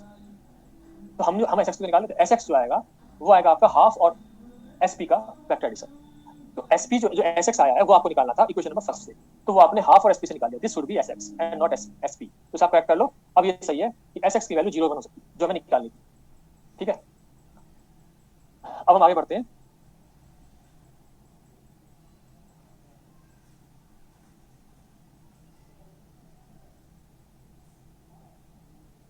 अब आपको करना है ये, तो ये क्वेश्चन आप लोग एक बार लिख लो, ये आपकी बुकलेट में नहीं है। क्वेश्चन है consider the decay a to B plus c of a relativistic spin half particle a. आपका कोई पार्टिकल ए है जो डीके होता है बी और सी में, और ये बता दिया कि spin of particle A is half, A की स्पिन हाफ बता दी है। Which of the following statements is true for the rest frame of the particle. ये बता दिया कि पार्टिकल ए आपका रेस्ट पे है, रेस्ट फ्रेम ऑफ पार्टिकल ए का मतलब ऑब्जर्वर ए से ए के साथ अटैच्ड है, तो उसके रेस्पेक्ट में ए इज नॉट मूविंग, लेकिन जो पार्टिकल बी और सी बने हैं वो मूव करेंगे विद सम एनर्जी। अब यहाँ पे चार ऑप्शन है, देखो कौन सा ट्रू है, आप में से कोई बताए क्या आंसर होगा। Spin of the both B and C में B half, sum of the masses of B and C is greater than mass of A, the spin of both B and C may be integer, the spin of B may be half or integer and that of C may be integer। क्या possible answer लग रहा है?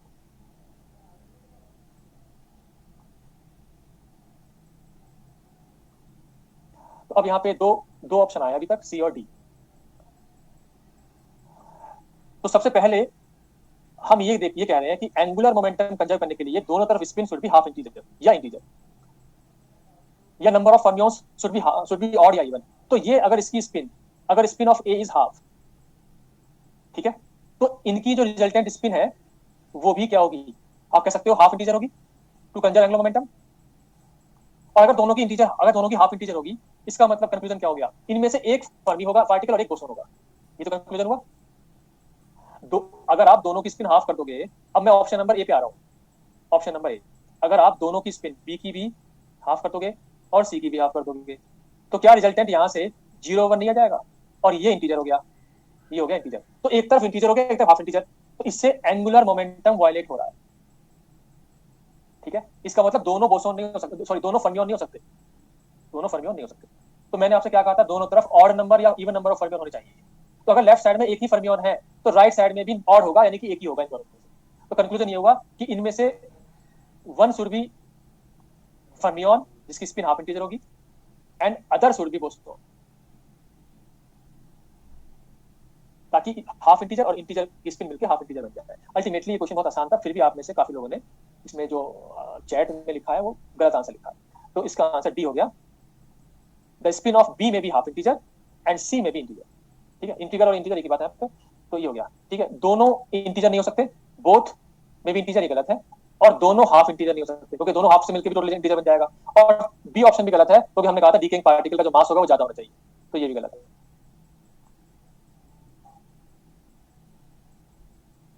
तो यहाँ पे A B C incorrect है, आपको true चाहिए था, ट्रू या करेक्ट ऑप्शन वो है डी। अब हम आगे चलते हैं।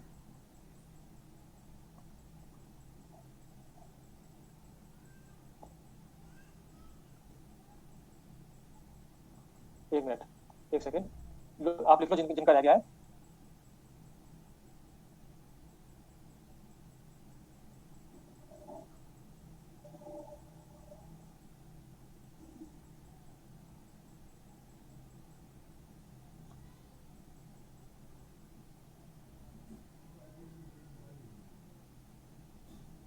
ठीक है, तो अब नेक्स्ट स्लाइड में चलते हैं। तो अब आपकी बुकलेट में क्वेश्चन आपको करना है, यहाँ पे आप ध्यान से देखो, दोनों क्वेश्चन एक ही स्लाइड में मैंने क्यों लिखे हैं। एक क्वेश्चन आपका पेज नंबर 39 क्वेश्चन नंबर 4 है, गेट 2003, और दूसरा क्वेश्चन पेज 42 गेट 2019। दोनों की लैंग्वेज ऑलमोस्ट सेम है।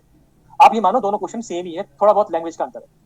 ठीक है, आप जो है क्वेश्चन नंबर अगर 4 देखो तो उसमें क्या लिखा है, पहले आप क्वेश्चन नंबर 4 पे फोकस करो, क्योंकि 4 और 36 ऑलमोस्ट सेम है। तो क्वेश्चन नंबर 4 पे फोकस करो, इसका आंसर बताओ क्या आएगा। Question number 4, a stationary particle in free space is observed to spontaneously decay into 2 photons। तो आपके पास कोई पार्टिकल है, लेट्स से x, और वो 2 फोटोन में डीके हो गया स्पॉन्टेनियसली। स्पॉन्टेनियसली का मतलब अपने आप डीके हुआ, बाहर से आपने एनर्जी नहीं दी है। ठीक है, दिस इंप्लाइज दैट, तो अब पहला ऑप्शन है इलेक्ट्रिक चार्ज का, the particle carries electric charge. तो क्या पार्टिकल पे इलेक्ट्रिक चार्ज होगा? अगर हम चार्ज देखें तो पार्टिकल एक्स का चार्ज कितना होगा? फोटोन्स का चार्ज 0 है, तो इसका मतलब पार्टिकल एक्स का चार्ज भी 0 होगा। तो पहला ऑप्शन गलत है, particle carries electric charge. B वाला ऑप्शन क्या है, the spin of the particle must be greater than और इक्वल टू 2। मैंने आपसे कहा था कि अगर स्पिन पार्टिकल की निकालनी है तो फिर बराबर होना चाहिए दोनों तरफ।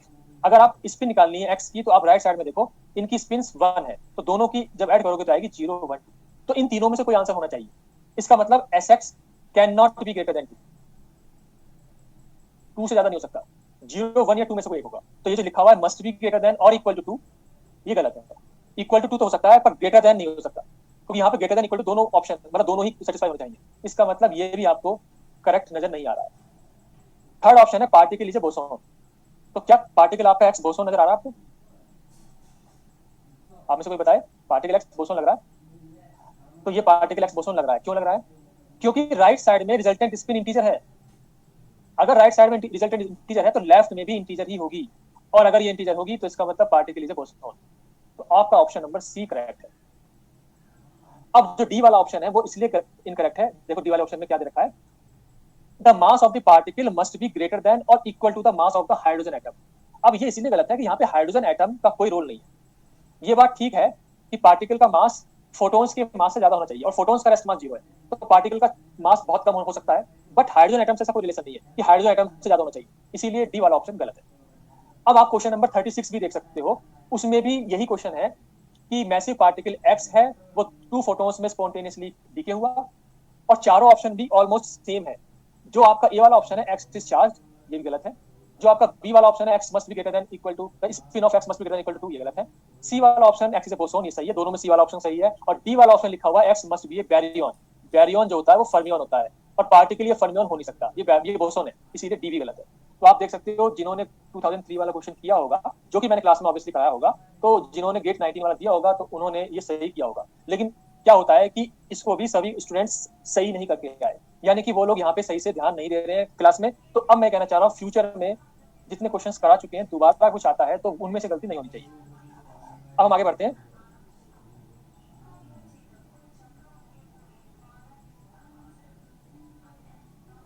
अब आपको नेक्स्ट क्वेश्चन करना है, डिफर 2014 पेज नंबर 48।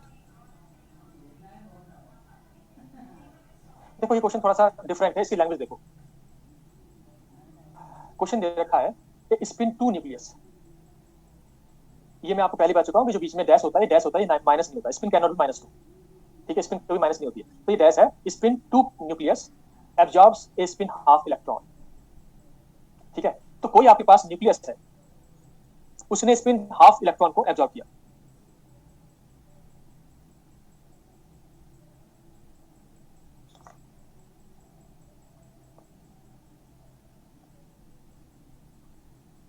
तो यहाँ पे हमारे पास कोई न्यूक्लियर एक्स है, इलेक्ट्रॉन को एब्जॉर्ब किया, इसकी स्पिन 2 है और इसकी स्पिन हाफ है। अब क्या है, and then observe to decay to a stable nucleus in 2 stage. तो यहां से आपको एक स्टेबल न्यूक्लियस मिला, लेकिन 2 स्टेज में मिला, सिंगल स्टेज में नहीं मिला। तो आपको एक स्टेबल न्यूक्लियस मिला, let that nucleus be y. तो जो आपको वाई मिला वो 2 स्टेज में मिला। तो पहली स्टेज हमने स्किप कर दी, लेट से दूसरी स्टेज में आपको वाई मिल गया। ठीक है, तो फर्स्ट स्टेज आपकी ये है और सेकंड स्टेज आपकी है। सेकंड में आपको वाई मिल गया जो कि एक स्टेबल न्यूक्लियस है। अब आगे क्या रखा है, recoiling against an emitted invisible particle, emitted invisible particle in the first stage. तो पहले स्टेज में आपको एक इनविजिबल, और वो भी क्या, इनविजिबल पार्टिकल फर्स्ट स्टेज में मिला। ठीक है, and against an emitted spin one photon in the second stage. Second stage में फोटोन भी मिल गया, ये भी लिखा हुआ है, spin one photon in the second stage, तो सेकंड स्टेज में फोटोन मिल गया, तो इसकी स्पिन आपकी वन है, ये भी इन्होंने दे दिया, ठीक है। और साथ में ये भी दे दिया कि इनविजिबल जो पार्टिकल है वो आपको फर्स्ट स्टेज में मिला, ठीक है। तो मैंने यहाँ पे एक इनविजिबल पार्टिकल लेट से ए लिख लिया, it is invisible particle in first stage. अब क्वेश्चन ये है, if the stable nucleus is spinless, ये आपका जो स्टेबल न्यूक्लियस मिला है इन सेकंड स्टेज, इसकी स्पिन जीरो है, it is spinless, stable nucleus is spinless, ठीक है। फर्स्ट लाइन में लिखा हुआ है stable nucleus in two stage, तो टू स्टेज में स्टेबल न्यूक्लियस मिला जो कि स्पिनलेस है। अब क्वेश्चन ये है, then the set of all possible spin values of the invisible particle is, invisible particle जो ए है उसकी सभी पॉसिबल स्पिन वैल्यूज चाहिए, ठीक। तो अब ये आप बता सकता है, कोई आप मुझे बता सकता है कि जो आपकी फर्स्ट स्टेज है उसमें ए के साथ क्या मिला होगा, फर्स्ट स्टेज में ए के साथ क्या मिल गया होगा कि आपको सेकंड स्टेज में वाई प्लस फोटोन मिल गया। अगर आपको सेकंड स्टेज में वाई प्लस फोटोन मिला है तो इसका मतलब फर्स्ट स्टेज में आपको वाई स्टार मिला होगा, वाई स्टार का मतलब वाई का एक्साइड स्टेज, जो कि सेकंड स्टेज में आपको फोटोन दे दिया इसने, तो आपका वाई स्टार बना होगा फर्स्ट स्टेज में, तो सेकंड स्टेज में जो है आपको वाई के साथ फोटोन मिल गया, ठीक है। तो आपका अल्टीमेटली आपके कौन कौन से पार्टिकल्स बन गए, after two stage you get y, you get a particle a, you get a photon. After two stage you get three particles, एक तो वाई जिसकी स्पिन आपकी जीरो है, एक ए जिसका आपको स्पिन निकालना है, और एक फोटोन जिसकी स्पिन वन दे रखी है। और यहाँ पे लेफ्ट साइड में आपको स्पिन टू और स्पिन हाफ दे रखा है, जिसका रिजल्टेंट आपको स्पिन ऑफ द रिएक्टेंट्स मिल जाएगा 2 माइनस हाफ जो कि 3/2 है, और 2 प्लस हाफ जो कि 5/2, ठीक है। तो इसका मतलब ये है कि अगर आपको स्पिन ऑफ द ए निकालना है, तो आपको कैसे निकालेंगे, दोनों तरफ बराबर होनी चाहिए स्पिन, ठीक, अगर ये निकालना है। तो यहाँ पे अब मैं क्या करता हूँ, यहाँ पे ऐसे करते हैं कि जो एस वाई है और एस फोटोन है उसको आप लेट से एस मान लो, S is vector addition of S Y plus S photon, तो एस की वैल्यू कितनी हो जाएगी, तो यहाँ से एस की वैल्यू आ गई आपकी 1। तो अब आपको अगर आपको resultant s of the product चाहिए तो क्या हो जाएगा, वो हो जाएगा आपका s Y plus S photon plus s a, और एस वाई और एस फोटोन को आपने एस लिख लिया जिसकी वैल्यू 1 है, ठीक है। तो एस आपने एस को ये लिख लिया और एस की वैल्यू 1 है, ठीक है। अब एस से निकाल सकते हो आप, कैसे निकालोगे, एस पी की वैल्यू कितनी होगी, एस पी की वैल्यू होगी s of the product will be equal to s of the reactant equal to 3/2 या 5/2। तो यहां से अगर आपको एस ए की वैल्यू निकालनी है तो एस ए की वैल्यू क्या आएगी, s a will be equal to s, या हम कह सकते हैं 1, क्योंकि एस की वैल्यू तो 1 है ना, तो ऐसे कैसे निकलेगा, 1 minus s of the products to 1 plus s of the products. अब एस ऑफ द प्रोडक्ट्स की वैल्यू आप 3/2 5/2 बारी बारी से रख के एस की वैल्यू निकाल सकते हैं, ठीक है। तो अब हम नेक्स्ट स्लाइड पे चल रहे हैं, एस की वैल्यू पॉसिबल निकालनी है आपको, एसपी की वैल्यू एक बार 3/2 रखनी है और एक बार 5/2 रखनी है, और पॉसिबल एस की वैल्यू निकालनी है। तो नेक्स्ट स्लाइड में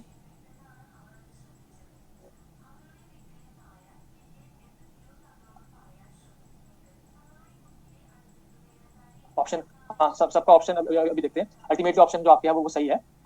तो हमने क्या कहा कि s of a will be equal to 1 minus, अब मैं क्या करता हूँ यहाँ पे एस की वैल्यू निकालता हूँ, तो यहाँ पे एस की वैल्यू निकालने के लिए एक बार तो 3/2 रखोगे, तो एक बार तो आपने रखा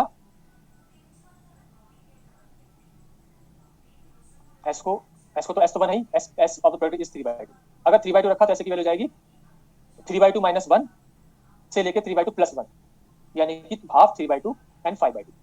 जब आपने एसपी की वैल्यू 5/2 रखी तब वैल्यू आएगी 5/2 माइनस 1, 5/2 माइनस 1 से लेके 5/2 प्लस 1, तो ये वैल्यू आ रही है आपकी 3/2, 5/2 और 7/2। Ultimately the possible values of S A R half, 3/2, 5/2 and 7/2। तो ऑप्शन नंबर डी आपका आंसर हो जाएगा, ठीक है। तो ये क्वेश्चन हो गया और आप सभी का आंसर सही है यहाँ पे, option number D is correct.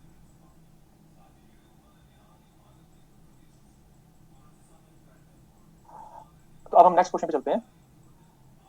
Next है आपका page number 44, question number 6, NET June 2013, ठीक है। इस क्वेश्चन में एक्चुअली मिस्टेक थी, इसमें एक भी आंसर मैच नहीं कर रहा है, ठीक है। हम देखते हैं कौन सा आंसर यहाँ पे पॉसिबल हो सकता है। लास्ट स्लाइड ये है।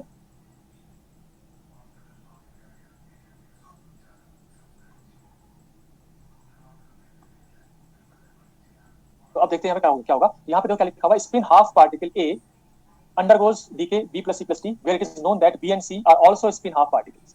तो आपके पास A जो है वो स्पिन हाफ है, B और C जो है spin of the reactant actually half हो गया, जो स्पिन ऑफ द प्रोडक्ट को कैसे निकालोगे, ये भी हाफ है ये भी हाफ है, आपको D की स्पिन चाहिए, ठीक है। तो इन दोनों का रिजल्टेंट 0 1 आ गया, let's say it be S, ठीक, इसको S मान लिया। तो ultimately S of the product जो जाएगा वो जाएगा S और D का वेक्टर एडिशन, ठीक है। और SP की वैल्यू कितनी है, SP की वैल्यू SR के बराबर है हाफ। और S की वैल्यू कितनी है, S की वैल्यू है 0 या 1। तो यहाँ से SD की वैल्यू निकाल लोगे। अब SD की वैल्यू कैसे निकलेगी, द पॉसिबल SD की वैल्यू होगी, पहली बात तो यहाँ पे साफ दिख रहा है कि SD की वैल्यू हाफ इंटीजर होनी चाहिए ताकि वो S से मिलकर हाफ इंटीजर बन जाए, क्योंकि लेफ्ट में भी हाफ इंटीजर है, तो this should be half integer, half odd integer. अब क्या क्या पॉसिबल वैल्यूज है उसको निकालने के लिए हम यहाँ पे निकालेंगे। तो यहाँ पे देखो SD की वैल्यू क्या आएगी, तो SD की वैल्यू आप कैसे निकालोगे, SD आपका हो जाएगा SP minus S to SP plus S with difference of 1। तो यहाँ पे एक बार तो आपने SP की वैल्यू हाफ रखा और S की वैल्यू 0 रखी, तो आंसर आया हाफ। फिर आपने SP की वैल्यू तो हाफ ही है और S की वैल्यू आपने 1 रखी, तो आया हाफ और 3/2, ठीक है। तो अल्टीमेटली हाफ एंड 3/2 आंसर आना चाहिए, जबकि यहाँ पे जो आंसर्स हैं वो हाफ 3/2 वाला एक भी आंसर नहीं है। तो यहाँ पे ये तो गलत है ही, ये भी गलत है क्योंकि इनमें इंटीजर आ रहा है, इंटीजर आंसर हो नहीं सकता, ठीक है। यहाँ पे हाफ ओनली भी नहीं होना चाहिए। अब एक्चुअली क्या है कि हाफ ओनली भी आंसर नहीं चाहिए, तो बेस्ट पॉसिबल आंसर तो हम डी लगा सकते हैं, लेकिन एक्चुअली हाफ और 3/2 ही आंसर होना चाहिए था, 5/2 और 7/2 नहीं होना चाहिए, ठीक है। तो अल्टीमेटली ये आंसर हो गया है हाफ एंड 3/2। तो बेस्ट पॉसिबल आंसर तो एक्चुअली है, यानी कि none of the answer matches. लेकिन अगर एग्जाम में लगाना होता तो फिर हम डी पे लगा के आ जाते, ठीक है। और आंसर की में भी डी ही दिया था। अब हम आगे चलते हैं।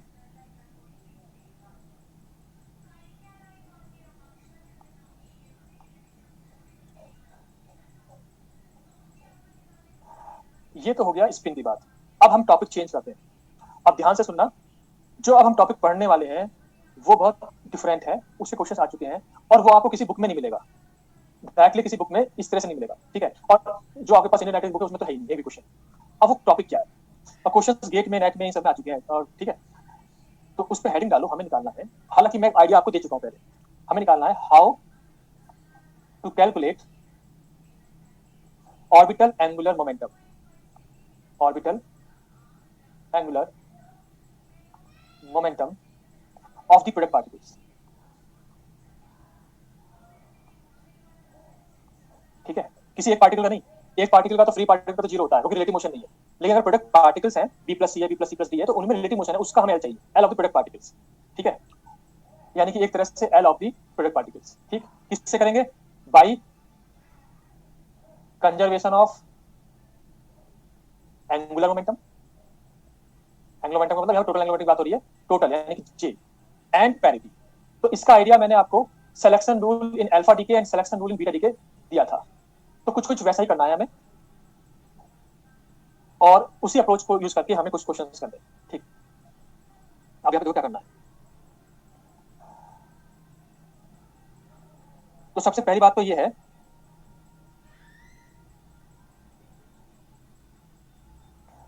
कि अगर कंजर्वेशन ऑफ एंगुलर मोमेंटम करना है तो J of the reactant should be equal to J of the products, ठीक।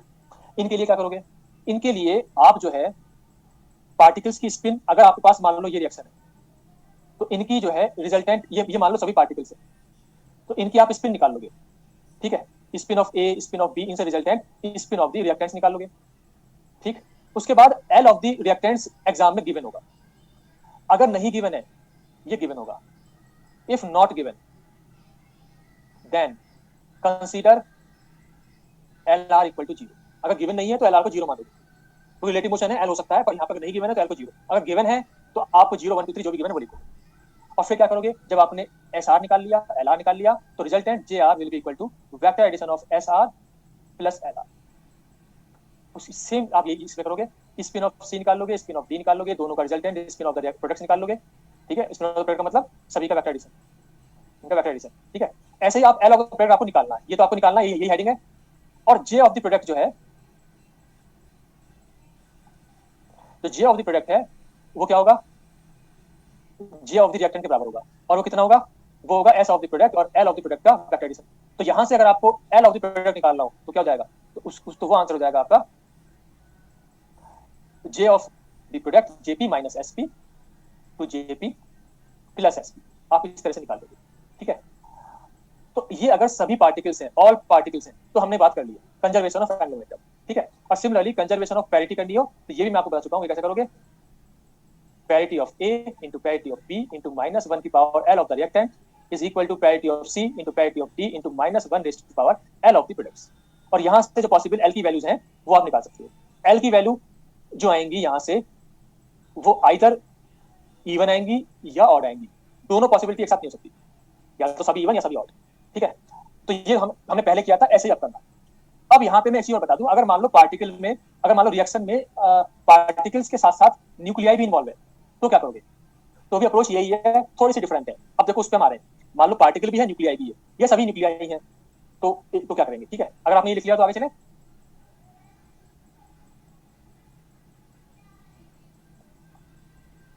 ठीक है, तो अब हम आगे चलते हैं, ऑलरेडी हम ये बात पहले भी कर चुके थे।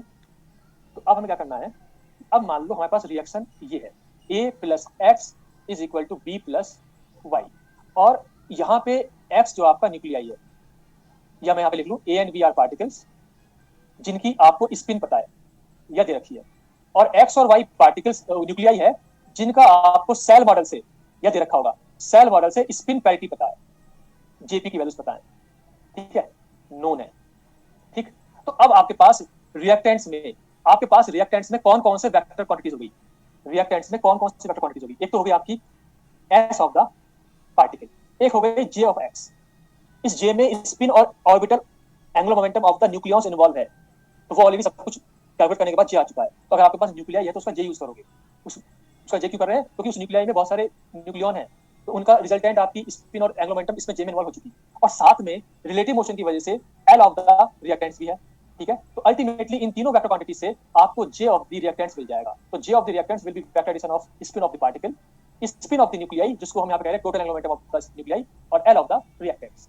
ठीक है, सिमिलरली यहाँ पे करोगे आप spin of the particle, J of the nuclei and L of the products. तो J of the product will be equal to j of the reactant, क्योंकि ये हम क्यों कर रहे हैं, तो कंजर्वेशन ऑफ एंगुलर मोमेंटम में ऐसा होता है, दोनों बराबर होने चाहिए, और जे ऑफ द प्रोडक्ट आपका इन तीनों का वेक्टर एडिशन हो जाएगा। ठीक है, और यहाँ से आप एल ऑफ द प्रोडक्ट्स निकाल सकते हो। और कंजर्वेशन ऑफ पैरिटी वैसे ही, कंजर्वेशन ऑफ पैरिटी वैसे ही जैसे हम करते हैं, ये है कंजर्वेशन ऑफ एंगुलर मोमेंटम।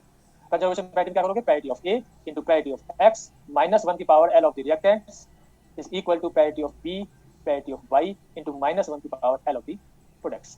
ठीक है, ये हो गया। अब यहाँ पे एक चीज और बतानी है लास्ट नोट करने के लिए, इन डी के रिएक्शन, अगर ये तो रिएक्शन हो गई, अगर डी के रिएक्शन है जहाँ पे लेफ्ट साइड में केवल एक ही पार्टिकल या न्यूक्लियाई है, उसमें क्या करेंगे, अगर डी की रिएक्शन है let's say A equal to B plus C, तो ऐसी रिएक्शन में L of the reactant will always be zero. ठीक है, क्यों, क्योंकि रिलेटिव मोशन नहीं है, तो वहां पे एल को देने की जरूरत नहीं है, वो जीरो होगा। अगर L of the product zero है तो कोई बात नहीं, उसका वो रिलेटिव मोशन होने के बाद भी वेक्टर एडिशन जीरो हो गया है, रिलेटिव मोशन होने के बाद भी एल जीरो हो सकता है, इसमें कोई दिक्कत नहीं है। आपकी वेक्टर क्वांटिटी इस तरह से ऐड हो गई है कि वो जीरो हो जाए, तो LP can be zero, it is possible. ठीक है, एलपी आप जीरो आ सकता है। तो अब हम आगे चलते हैं, क्वेश्चंस पे आते हैं। ठीक है, तो आज जैसे मैं फिर से बता रहा हूँ, आज हमारी क्लास 7:30 तक है, आपको पता होगी, तो इसीलिए हम यहाँ पे कंटिन्यू रखेंगे। तो अब हम क्वेश्चंस पे आते हैं। तो पहला क्वेश्चन ये है, इसको आप लिख लो, यहाँ पे बुकलेट में नहीं है। क्वेश्चन है, आपके पास रिएक्शन दे रखी है, find the orbital angular momentum of the products. कौन से प्रोडक्ट्स, 1H1 प्लस कार्बन 13। तो आपको एल ऑफ द प्रोडक्ट्स चाहिए, तो इसको कैसे करोगे,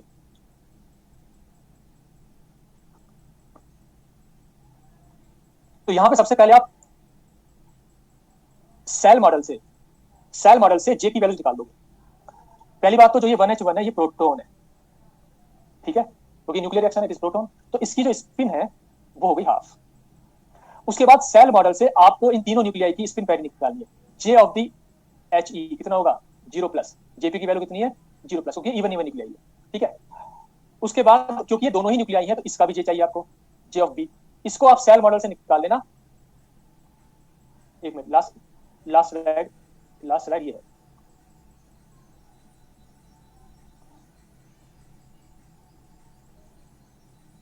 ठीक है। तो अब जो है इसका जो सेल मॉडल से आप निकालोगे, ये आपका ऑर्डर न्यूक्लियाई है, इसको शायद मैं पहले भी निकलवा चुका हूँ। तो ऑर्डर न्यूक्लियाई है तो इसको सेल मॉडल से निकाला, नॉर्डिम रूल लगाना है, दोनों ही ऑर्डर 5 5। उसको जब आप फिल करोगे तो नॉर्डिम रूल से आंसर क्या आएगा 3 प्लस, बिल्कुल सही 3 प्लस आंसर आएगा बाय नॉर्डिम रूल। और relative motion L of the reactant, इसको आप 0 कहोगे, क्यों? क्योंकि गिवन नहीं है, मैंने कहा था अगर गिवन नहीं है तो 0 कहोगे। तो ultimately J of the reactants क्या हो गया, जे ऑफ द रिएक्टेंट तीनों का वेक्टर एडिशन हुआ, जेबी का, जेएचई का और साथ में एलआर का। और जब आपने यहाँ पे 2 तो 0 है और 1 3 है तो अल्टीमेटली 3 आंसर आ गया, जे आर इज 3। अब आप यहाँ पे क्या करोगे, प्रोडक्ट्स की बात करोगे। 3 कैसे लिया, 3 लिया बाई सेल मॉडल, हमने पहले हम पिछली स्लाइड में लिख चुके हैं, सेल मॉडल से निकालोगे, ठीक है। सेल मॉडल से निकाल लेना, नॉर्डिन रूल लगाना, यहाँ पे 5 5 को फिल करना है, तो वहां पे LP plus LN plus JP plus JN को ऐड करके निकालोगे। अगर वो इवन है तो J will be difference of both J, अगर वो ऑड है तो J will be addition of both, ठीक है। उसे आप सेल मॉडल से कर लोगे तो वो ये आएगा। सिमिलरली इसको जब सेल मॉडल से करोगे तो यहाँ पे आप 7 फिल करोगे, n इक्वल टू 7। इससे जो जे की वैल्यू आएगी कार्बन की वो कितनी आ रही है, वो आएगी हाफ माइनस, क्योंकि यहाँ पैरिटी भी जरूरी है तो इसलिए पैरिटी भी हम साथ लिख रहे हैं, हाफ माइनस। और साथ में यहाँ पे जो तीसरा वेक्टर क्वांटिटी है वो होगी एल ऑफ दी प्रोडक्ट्स, जिसको आपको निकालना है। तो इन दोनों से जो वेक्टर एडिशन आया है वो आ रहा है 0 और 1, जिसको मैंने लेट से एस प्राइम मान लिया, एस प्राइम। तो अल्टीमेटली जो आपका जे ऑफ दी प्रोडक्ट्स है जो कि जे ऑफ दी रिएक्टेंट्स के बराबर है, वो कितना आ गया, वो आ गया आपका एस प्राइम, या चलो एस पी लिख लो पहले, S P S of the proton plus J of the carbon plus L of the products, और इसको मैंने एस प्राइम लिख लिया, तो ये हो जाएगा S prime plus L of the products, ठीक है। अब यहाँ पे आपको पता है कि एस प्राइम की वैल्यू है 0 1 और जेपी की वैल्यू कितनी है 3, तो यहाँ से पॉसिबल एलपी की वैल्यू निकाल लोगे आप, एलपी की वैल्यू निकलेगी jp minus s prime to JP plus s prime, ठीक है। तो कैसे निकालोगे, तो अब जो है एलपी की वैल्यू निकालना है, ठीक। एलपी की वैल्यू हम तब निकाल रहे हैं जब एस प्राइम की वैल्यू 0 और जेपी की वैल्यू 3, इससे आ गया 3। उसके बाद जब एस प्राइम की वैल्यू 1 और जेपी की वैल्यू 3, तो ये आ गया 3 - 1 2 और 3 + 1 4, 2 3 4। ये पॉसिबिलिटीज आ गई आपकी एलपी की। अब यहाँ पे इवन भी पॉसिबल आ गया और भी आ गए, यहाँ पे इवन भी ऑड भी है,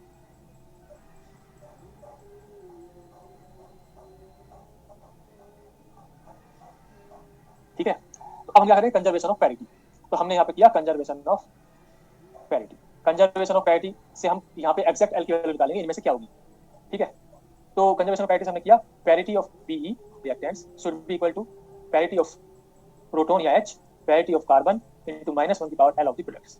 यहाँ पे पैरिटी ऑफ पीई हमें पता है +1, पैरिटी ऑफ एच इज +1, -1 की पावर 0, पैरिटी ऑफ एच इज, इसकी पैरिटी कैसे निकालोगे, तो प्रोटॉन की पैरिटी मैंने बता रखी है इवन होती है, यानी फर्मियोन की पैरिटी इवन होती है, +1। कार्बन की पैरिटी यहाँ पे निकालिए सेल मॉडल से -1, -1 की पावर एलपी।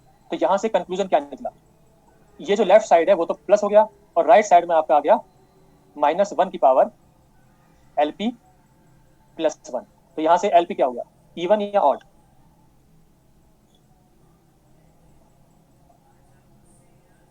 तो एलपी की वैल्यू ऑड हो गई। अगर ऑड होगी तो इन जो आपके पास 3 आंसर हैं 2 3 4, इनमें से कौन सा आंसर हो गया, तो यहाँ पे एल की वैल्यू 3 हो गई क्योंकि इसमें से एक ही ऑड है, ठीक है। 3 इज द आंसर।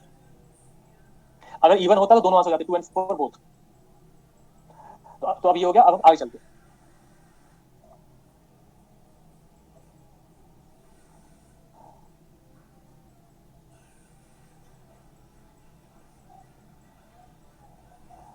अब आपका नेक्स्ट क्वेश्चन है find orbital angular momentum for the product particles, ठीक है। यहाँ पे भी अगर एल की वैल्यू नहीं रखी एल ऑफ द रिएक्टेंट तो उसको क्या 0 मानो।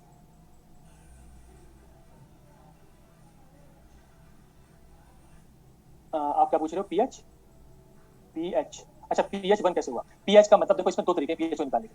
पहला तरीका तो यह है कि अगर हम एच की बात करें तो एच एक्चुअली एक प्रोटोन है और प्रोटोन एक फर्मी पार्टिकल है, सभी फर्मियंस की पैरिटी इवन होती है, ये मैंने टेबल में आपको याद कराया था। सभी फर्मियंस की इवन, एंटी फर्मियंस की ऑड, और बोसॉन्स एंटी बोसॉन्स की ऑड, ठीक है।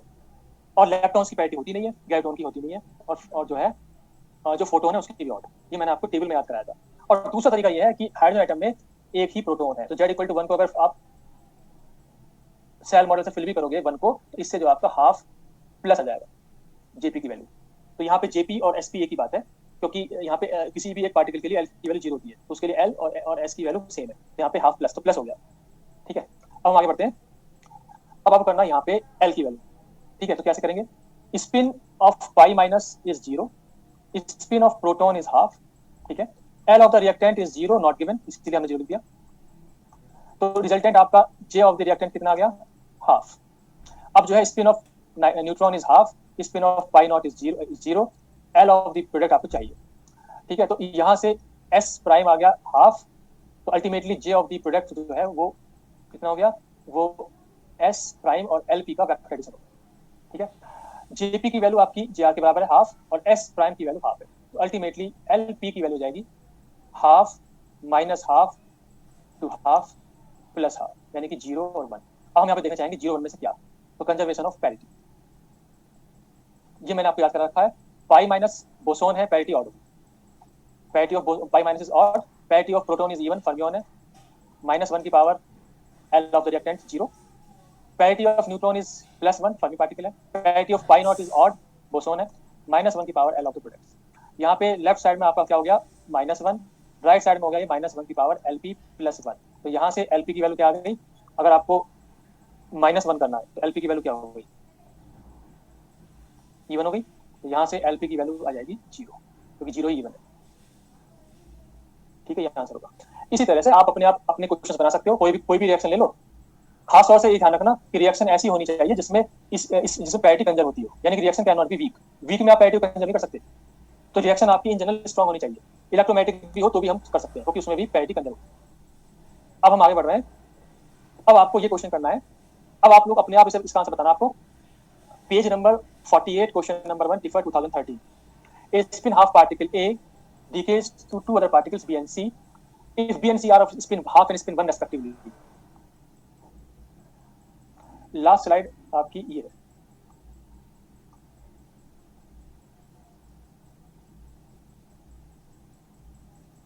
इसको मैं आपको फिर से रिवाइज करा दूं। Parity of bosons and anti bosons, bosons का मतलब mesons, anti bosons odd, and parity of fermion even and anti fermion odd, ठीक है। इलेक्ट्रॉन्स की पैरिटी नहीं होती, electrons are weakly interact particle. Photon की भी ऑड होती है, अगर फोटोन भी किसी रिएक्शन में हो तो उसकी भी ऑड, क्यों? क्योंकि वो भी बोसॉन है, ठीक है। तो आगे चलते हैं। अब हमें करना है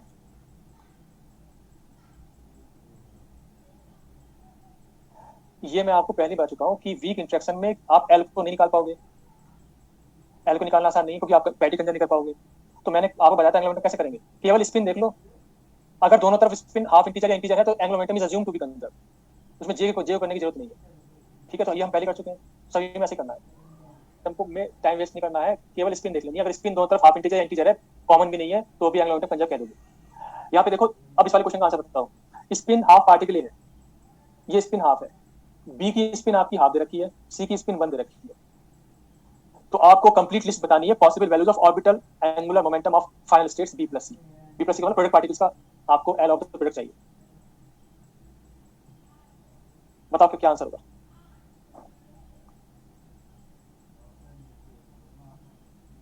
तो अभी तक यहाँ पे 2 आंसर आए हैं, ठीक है। तो 3 आंसर आए। तो ये क्वेश्चन एक्चुअली कैसे करना है?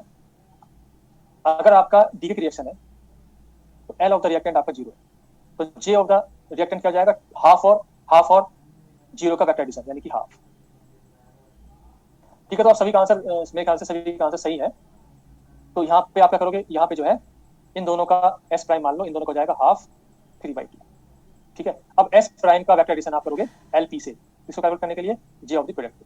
तो जे ऑफ द प्रोडक्ट जो है एस प्राइम और एल पी का वेक्टर एडिशन है, जहाँ पे जेपी की वैल्यू ये है।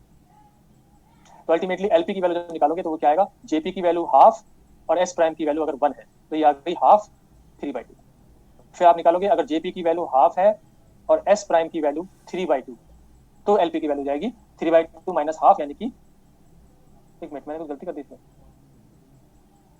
एलपी एक मिनट यहाँ पे हाफ 3/2, एसपी की वैल्यू हाफ है, हाँ एसपी एस प्राइम की वैल्यू मैंने 1 लिख दिया, एसपी एस प्राइम की वैल्यू हाफ, तो ये हो जाएगा आपका हाफ और हाफ 0 और 1, यहाँ हो जाएगा 3/2 और हाफ, 3/2 और हाफ का जाएगा 1 और 2, अल्टीमेटली एलपी की पॉसिबल वैल्यूज हैं 0 1 एंड 2। इन तीनों में से भी आप कंजर्वेशन ऑफ पैरिटी से आप एग्जैक्ट निकाल सकते थे, पर क्योंकि parities are not given, parity is not given, आप ऐसे कह सकते हो, या उसको सभी वैल्यू चाहिए, इसीलिए आंसर ये हो गया। अदरवाइज या तो इवन या ऑड में से कोई एक आंसर होता अगर आप पैरिटी भी कंजर्व कर देते। ठीक है, तो अब आप आगे बढ़ रहे हैं, तो अब हमें करना है, अच्छा अब जो है, अब दिक्कत ये है कि टाइम में देखो, टाइम कितना है, टाइम इतना नहीं है कि मैं थोड़ा सा डिटेल आपको समझा पाऊँ, तो अगर नहीं है तो जो मुझे अब और कराना था उसको मैं नेक्स्ट क्लास में बता दूंगा। तो अब इसमें एक क्वेश्चन और है, उसको देखते हैं, तो क्वेश्चन और देखते हैं, यानी कि अब मुझे करना है, हाँ ये वाला क्वेश्चन करना है, पेज 42 गेट 2019। मैंने बीच में स्लाइड 26 पे आ रहे हैं, स्लाइड 26 ये है,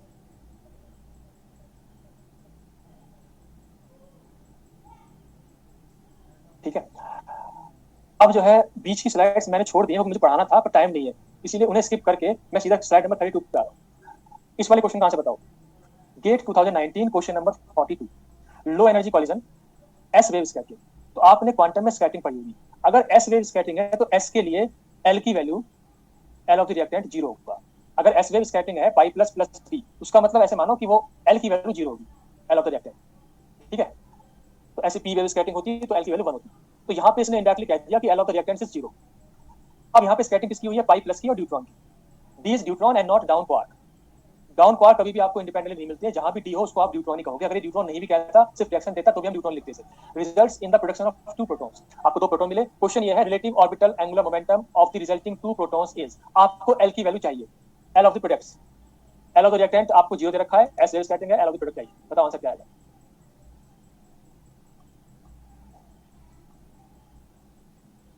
यहाँ पे जो स्पिन है 5 प्लस की वो 0 होती है, spin of proton is 0, spin of proton is 0। अब मुझे बताओ J of the D, J of deuteron, JP, JP of the deuteron कितना होता है।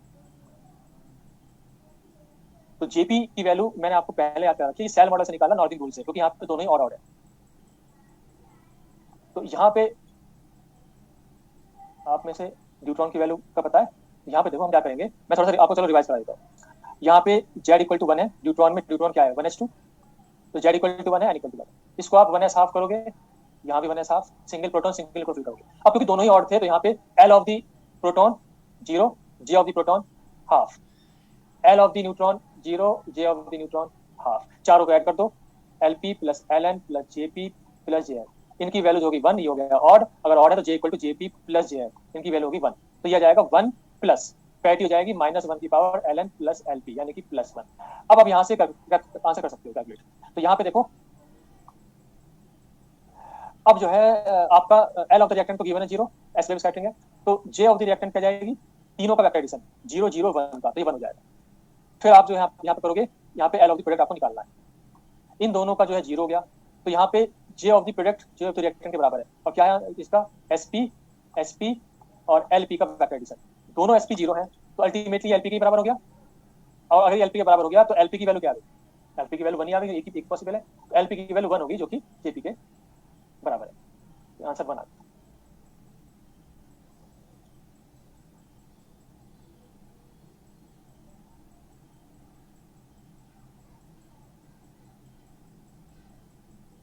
नहीं एक मिनट, अरे मैं ओह यहाँ पे एक मिनट ये गलती होगी, एसपी की वैल्यू मैंने 0 लिख दिया, एक सेकंड, एसपी की वैल्यू 1 हाफ होती है, 0 गलती से लिखी हुई है, एक सेकंड, तो इसको हम दोबारा करते हैं, ये हो गया आपका हाफ, ये हाफ, ये फर्मियोन है ऑब्वियसली हाफ होगी, तो यहाँ पे हम करेंगे फिर एस प्राइम, क्योंकि आपको नया, तो ये हो गया 0 1, ठीक है। तो अब यहाँ पे आप करोगे जे ऑफ द प्रोडक्ट, ये हो जाएगा दोनों एसपी और एलपी का वेक्टर एडिशन, और दोनों एसपी को हमने लिख लिया एस प्राइम प्लस एलपी, तो अब एस प्राइम की वैल्यू 2 पॉसिबल है, इसीलिए अब इतनी आसानी से आंसर नहीं आएगा, अगर पहले जो हम करते तो आंसर आता, लेकिन वहां वो गलती से लिखा, यहाँ पर अगर हाफ हाफ है तो ऐसे नहीं आएगा। तो फिर अब आप एलपी की वैल्यू निकालोगे, तो एलपी की वैल्यू क्या आएगी, एलपी की वैल्यू होगी जेपी की वैल्यू है आपकी 1 और एस प्राइम की वैल्यू है 0, इससे आएगा आपका 1। फिर आप एलपी की वैल्यू निकालोगे, जेपी की वैल्यू 1 ही है पॉसिबल, और एस प्राइम की वैल्यू है 1, तो ये हो जाएगा 0 1 2, अल्टीमेटली ये पॉसिबल वैल्यू जाएगी। अब इनमें से भी क्या, तो कंजर्वेशन ऑफ पैरिटी, तो यहाँ हम करेंगे कंजर्वेशन ऑफ पैरिटी, ठीक है। तो कंजर्वेशन ऑफ पैरिटी में क्या होगा, parity of 5 plus, parity of 5 plus है आपका ऑड, पैरिटी ऑफ ड्यूट्रॉन आपका इवन, सेल मॉडल से निकाला, और यहाँ पे आ गया -1 की पावर 0 is equal to parity of proton +1 और यहाँ पे -1 की power L of the products. यहाँ हो जाएगा लेफ्ट साइड में आपका -1 और ये हो जाएगा -1 की power L of the products. तो यहाँ से एल ऑफ द प्रोडक्ट कितना जाएगा, ऑड। अब यहाँ से जो ऑड की वैल्यू है वो केवल 1 आ रही है, तो हम कह सकते हैं कि L P is equal to 1, इस तरह से निकलेगा, ठीक है। तो अगर हमने वहां पे गलती से 0 लिखा था, अगर 0 0 होता तो बहुत आसान पड़ जाता, लेकिन यहाँ पे अगर दोनों का हाफ है फिर ये कंजर्वेशन ऑफ पैरिटी से भी करना पड़ेगा, अल्टीमेटली बन जाएगा, ठीक है। अब हम क्या करें कि अब क्या है कि जो और पढ़ाना था वो तो खैर उसमें टाइम लगेगा, क्योंकि क्वेश्चन और टिपिकल है वो।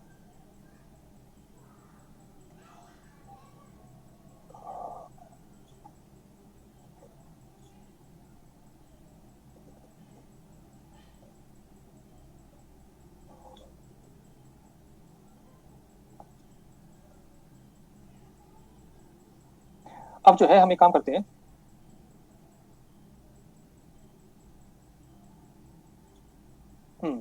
तो 5 मिनट्स में अब हम एक चीज करना चाह रहे हैं भाई, ये मैं आपको बता चुका हूँ, प्रोटॉन की पैरिटी +1 कैसे आई, ये हमने, आप प्रोटॉन पे ज्यादा फोकस कर रहे हो, 5 प्लस की कैसे आई ये बताओ। अगर 5 प्लस की पता है तो प्रोटॉन क्यों नहीं पता।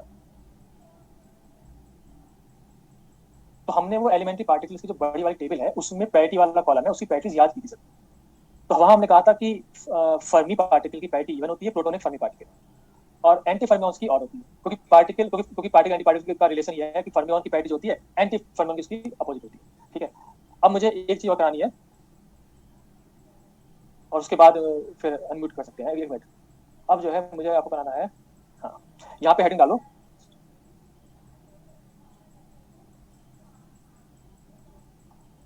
Parity operator, parity operator. अगर पैरिटी, तो पैरिटी एक इंपॉर्टेंट ऑपरेटर है, वहां से हम बता सकते हैं कोई क्वांटिटी स्केलर है या वेक्टर है, ठीक है।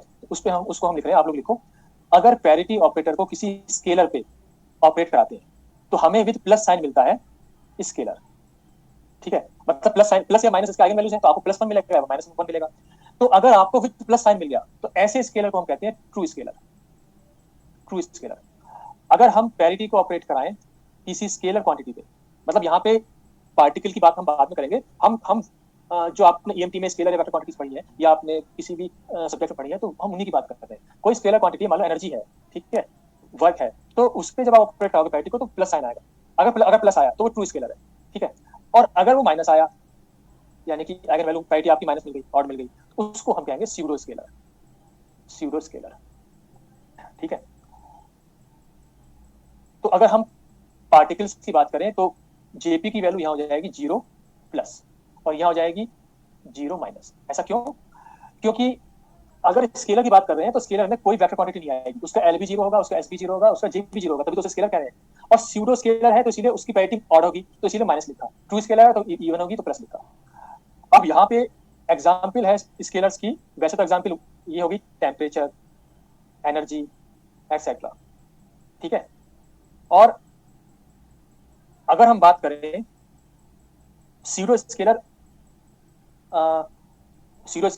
पार्टिकल्स की, तो कौन से पार्टिकल्स होंगे? तो वो वही पार्टिकल्स जो हमने तक पढ़े, पाई, के, ईटा, मेसॉन, ये सभी सीरो स्केलर है। क्यों? क्योंकि इनका जे की वैल्यू 0 होगी, क्योंकि एल की वैल्यू भी 0 होगी। एल की इसीलिए एल हर पार्टिकल 0 होता है रिलेटिव मोशन में, और एस इसलिए क्योंकि वो बोसोन है, एस उनका 0 होता है, और तो जे भी 0 हो गया। पैरिटी आपको पता है कि वो और होती है, तो ultimately these mesons are zero scalar mesons, ठीक है। सिमिलरली अगर हम बात करें वेक्टर्स की, अगर हम किसी पैरिटी ऑपरेटर को किसी वेक्टर पे ऑपरेट कराएं और अगर हमें माइनस के साथ वेक्टर मिल गया तो ऐसे वेक्टर को हम कहते हैं ट्रू वेक्टर। तो ट्रू स्केलर तब होता है जब प्लस साइन मिले, और ट्रू वेक्टर तब होता है जब माइनस साइन मिले। और अगर हम पैरिटी ऑपरेट करा रहे हैं किसी वेक्टर पे और अगर हमें माइनस के साथ, सॉरी प्लस के साथ वेक्टर मिल जाए तो उसे हम कहेंगे स्यूडो वेक्टर। तो ऐसी क्वांटिटीज कौन कौन सी हो गई? स्यूडो वेक्टर या एक्सियल वेक्टर। तो ये क्वांटिटीज आपकी हो गई। फॉर एग्जाम्पल अगर हम पैरिटी को ऑपरेट कराएं मान लो आर आर वेक्टर पे, पोजीशन वेक्टर पे, तो ये हो जाएगा माइनस आर। क्यों? क्योंकि ये ट्रू वेक्टर है। अगर हम पैरिटी ऑपरेट कराएं मान लो वेलोसिटी पे, तो ये माइनस वी मिलेगा। क्यों? क्योंकि ये ट्रू वेक्टर है। क्योंकि पैरिटी का मतलब ये है कि वो जो है इन्वर्ट हो जाएगी एक्सिस, वो ओरिजिन के अबाउट इन्वर्ट हो जाएगा, उसी को हम पैरिटी करें। सिमिलरली अगर हम पैरिटी को ऑपरेट कराएं लीनियर मोमेंटम पे, इट इज ट्रू वेक्टर, तो आपको विद माइनस साइन मिलेगा।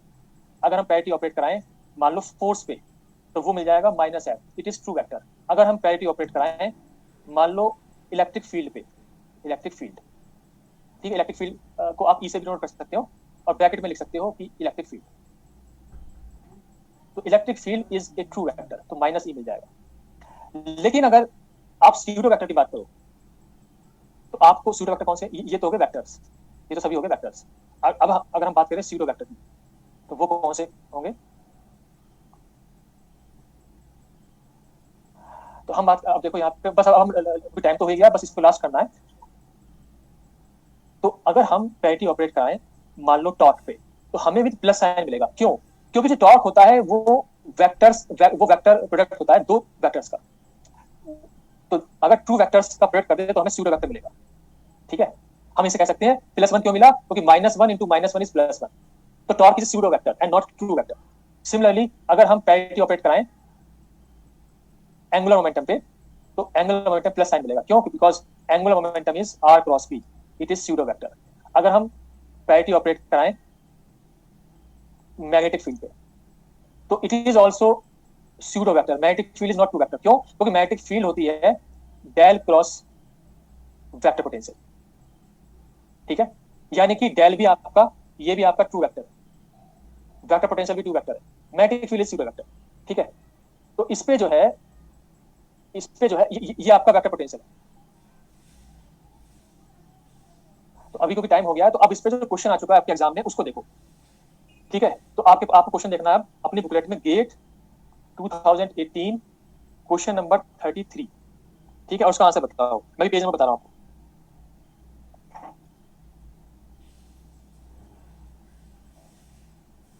तो ये है आपका पेज नंबर 42, पेज नंबर 42। इसका आंसर बताओ क्या आएगा। क्वेश्चन है आपका, an electric field E, magnetic field B, angular momentum L and vector potential A, which among these which is are odd under parity, space inversion operation. यानी कि आपके पास चार ऑप्शन है। एक तो है इलेक्ट्रिक फील्ड, बी ऑप्शन है आपका E and A, C option है आपका E and B, and D option है आपका बी एंड एल। आपसे पूछा है ऑड, इसमें ऑड ऑड पैरिटी है। तो ऑड पैरिटी का मतलब ट्रू वेक्टर, ऑड पैरिटी का मतलब ट्रू वेक्टर। तो ट्रू वेक्टर इसमें से क्या होगा? यहाँ पे फर्स्ट ऑप्शन में लिखा ई ओनली, फर्स्ट में लिखा ई ओनली, ई ओनली, और बी में लिखा ई एन ए, तो बी वाला आंसर हो जाएगा E and A both, E and A. ठीक है, तो ये मैंने इसलिए करा दिया क्योंकि टाइम कमी था 5 मिनट की, तो मैंने ये कहा था। ठीक है, तो अब जो है, तो ये भी अल्टीमेटली कहा नहीं था।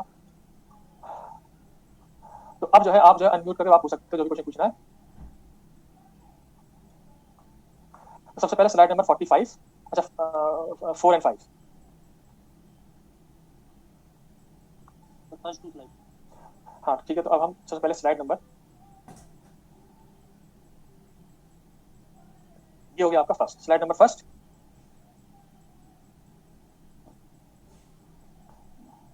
ये जो है क्वार्क कंटेंट ऑफ बैरियंस है, और इसी को हमें डिटेल में फिर स्लाइड नंबर 2 में मेसॉस बैरियन सभी क्वार्क कंटेंट यहाँ पे लिख रखा है। उसकी आप एक बार प्रैक्टिस करना, आपको बिना देखे सभी का एक करना आपको।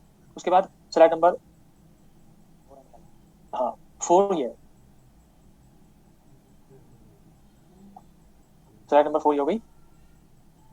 सर थर्ड भी दिखा दो। हाँ एक मिनट, थर्ड ये है,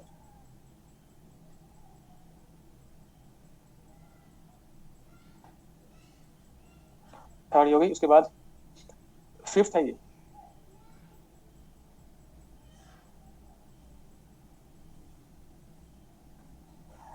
अच्छा। उसके बाद फिफ्थ के बाद आप मेरे से पूछा 16 और फिर 34।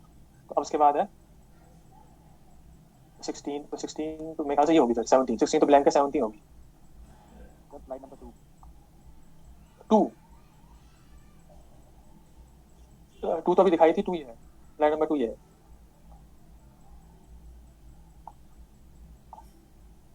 उसके बाद है 30, हाँ क्वेश्चन नंबर 5 दिखा दिया सर। एक मिनट, उसके बाद 34 ही है।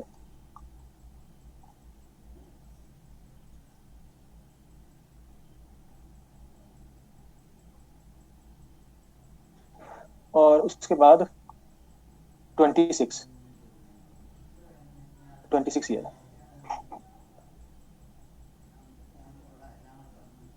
हाँ अब आप बताना क्वेश्चन नंबर 5 कौन सी स्लाइड में है? क्वेश्चन नंबर 5 मतलब अबाउट कौन सी स्लाइड में होगा और कौन से पेज का? सर शुरू में ही होगा सर। ये है शायद, है ना? क्यों क्वेश्चन नंबर 5 ही है स्लाइड यस में। Sir, thank you sir.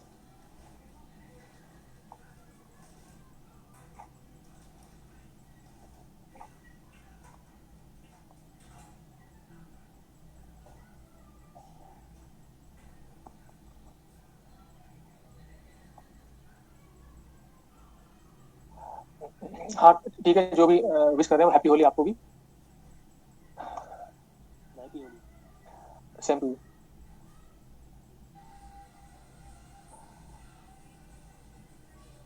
अब जो है, हाँ लास्ट स्लाइड में मैग्नेटिक फील्ड में ट्रू वेक्टर कैसे लिखा है? मैग्नेटिक फील्ड में ट्रू वेक्टर नहीं, मैग्नेटिक फील्ड में ट्रू वेक्टर कहाँ लिखा है? एक मिनट, मैग्नेटिक फील्ड में तो स्यूडो वेक्टर लिखा है। मैग्नेटिक फील्ड में देखो, magnetic field is pseudo vector, but the operator del is true vector.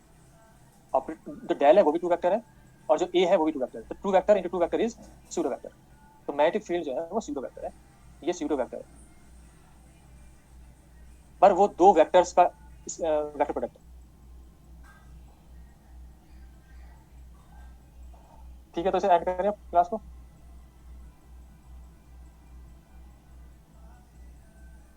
और मुझे आप में से कोई बताए कि जो एलिमेंट्री पार्टिकल्स का जो असाइनमेंट है वो अपलोड हो गया क्या? एलिमेंट्री पार्टिकल्स का जो असाइनमेंट है वो अपलोड हो गया, ये बताओ।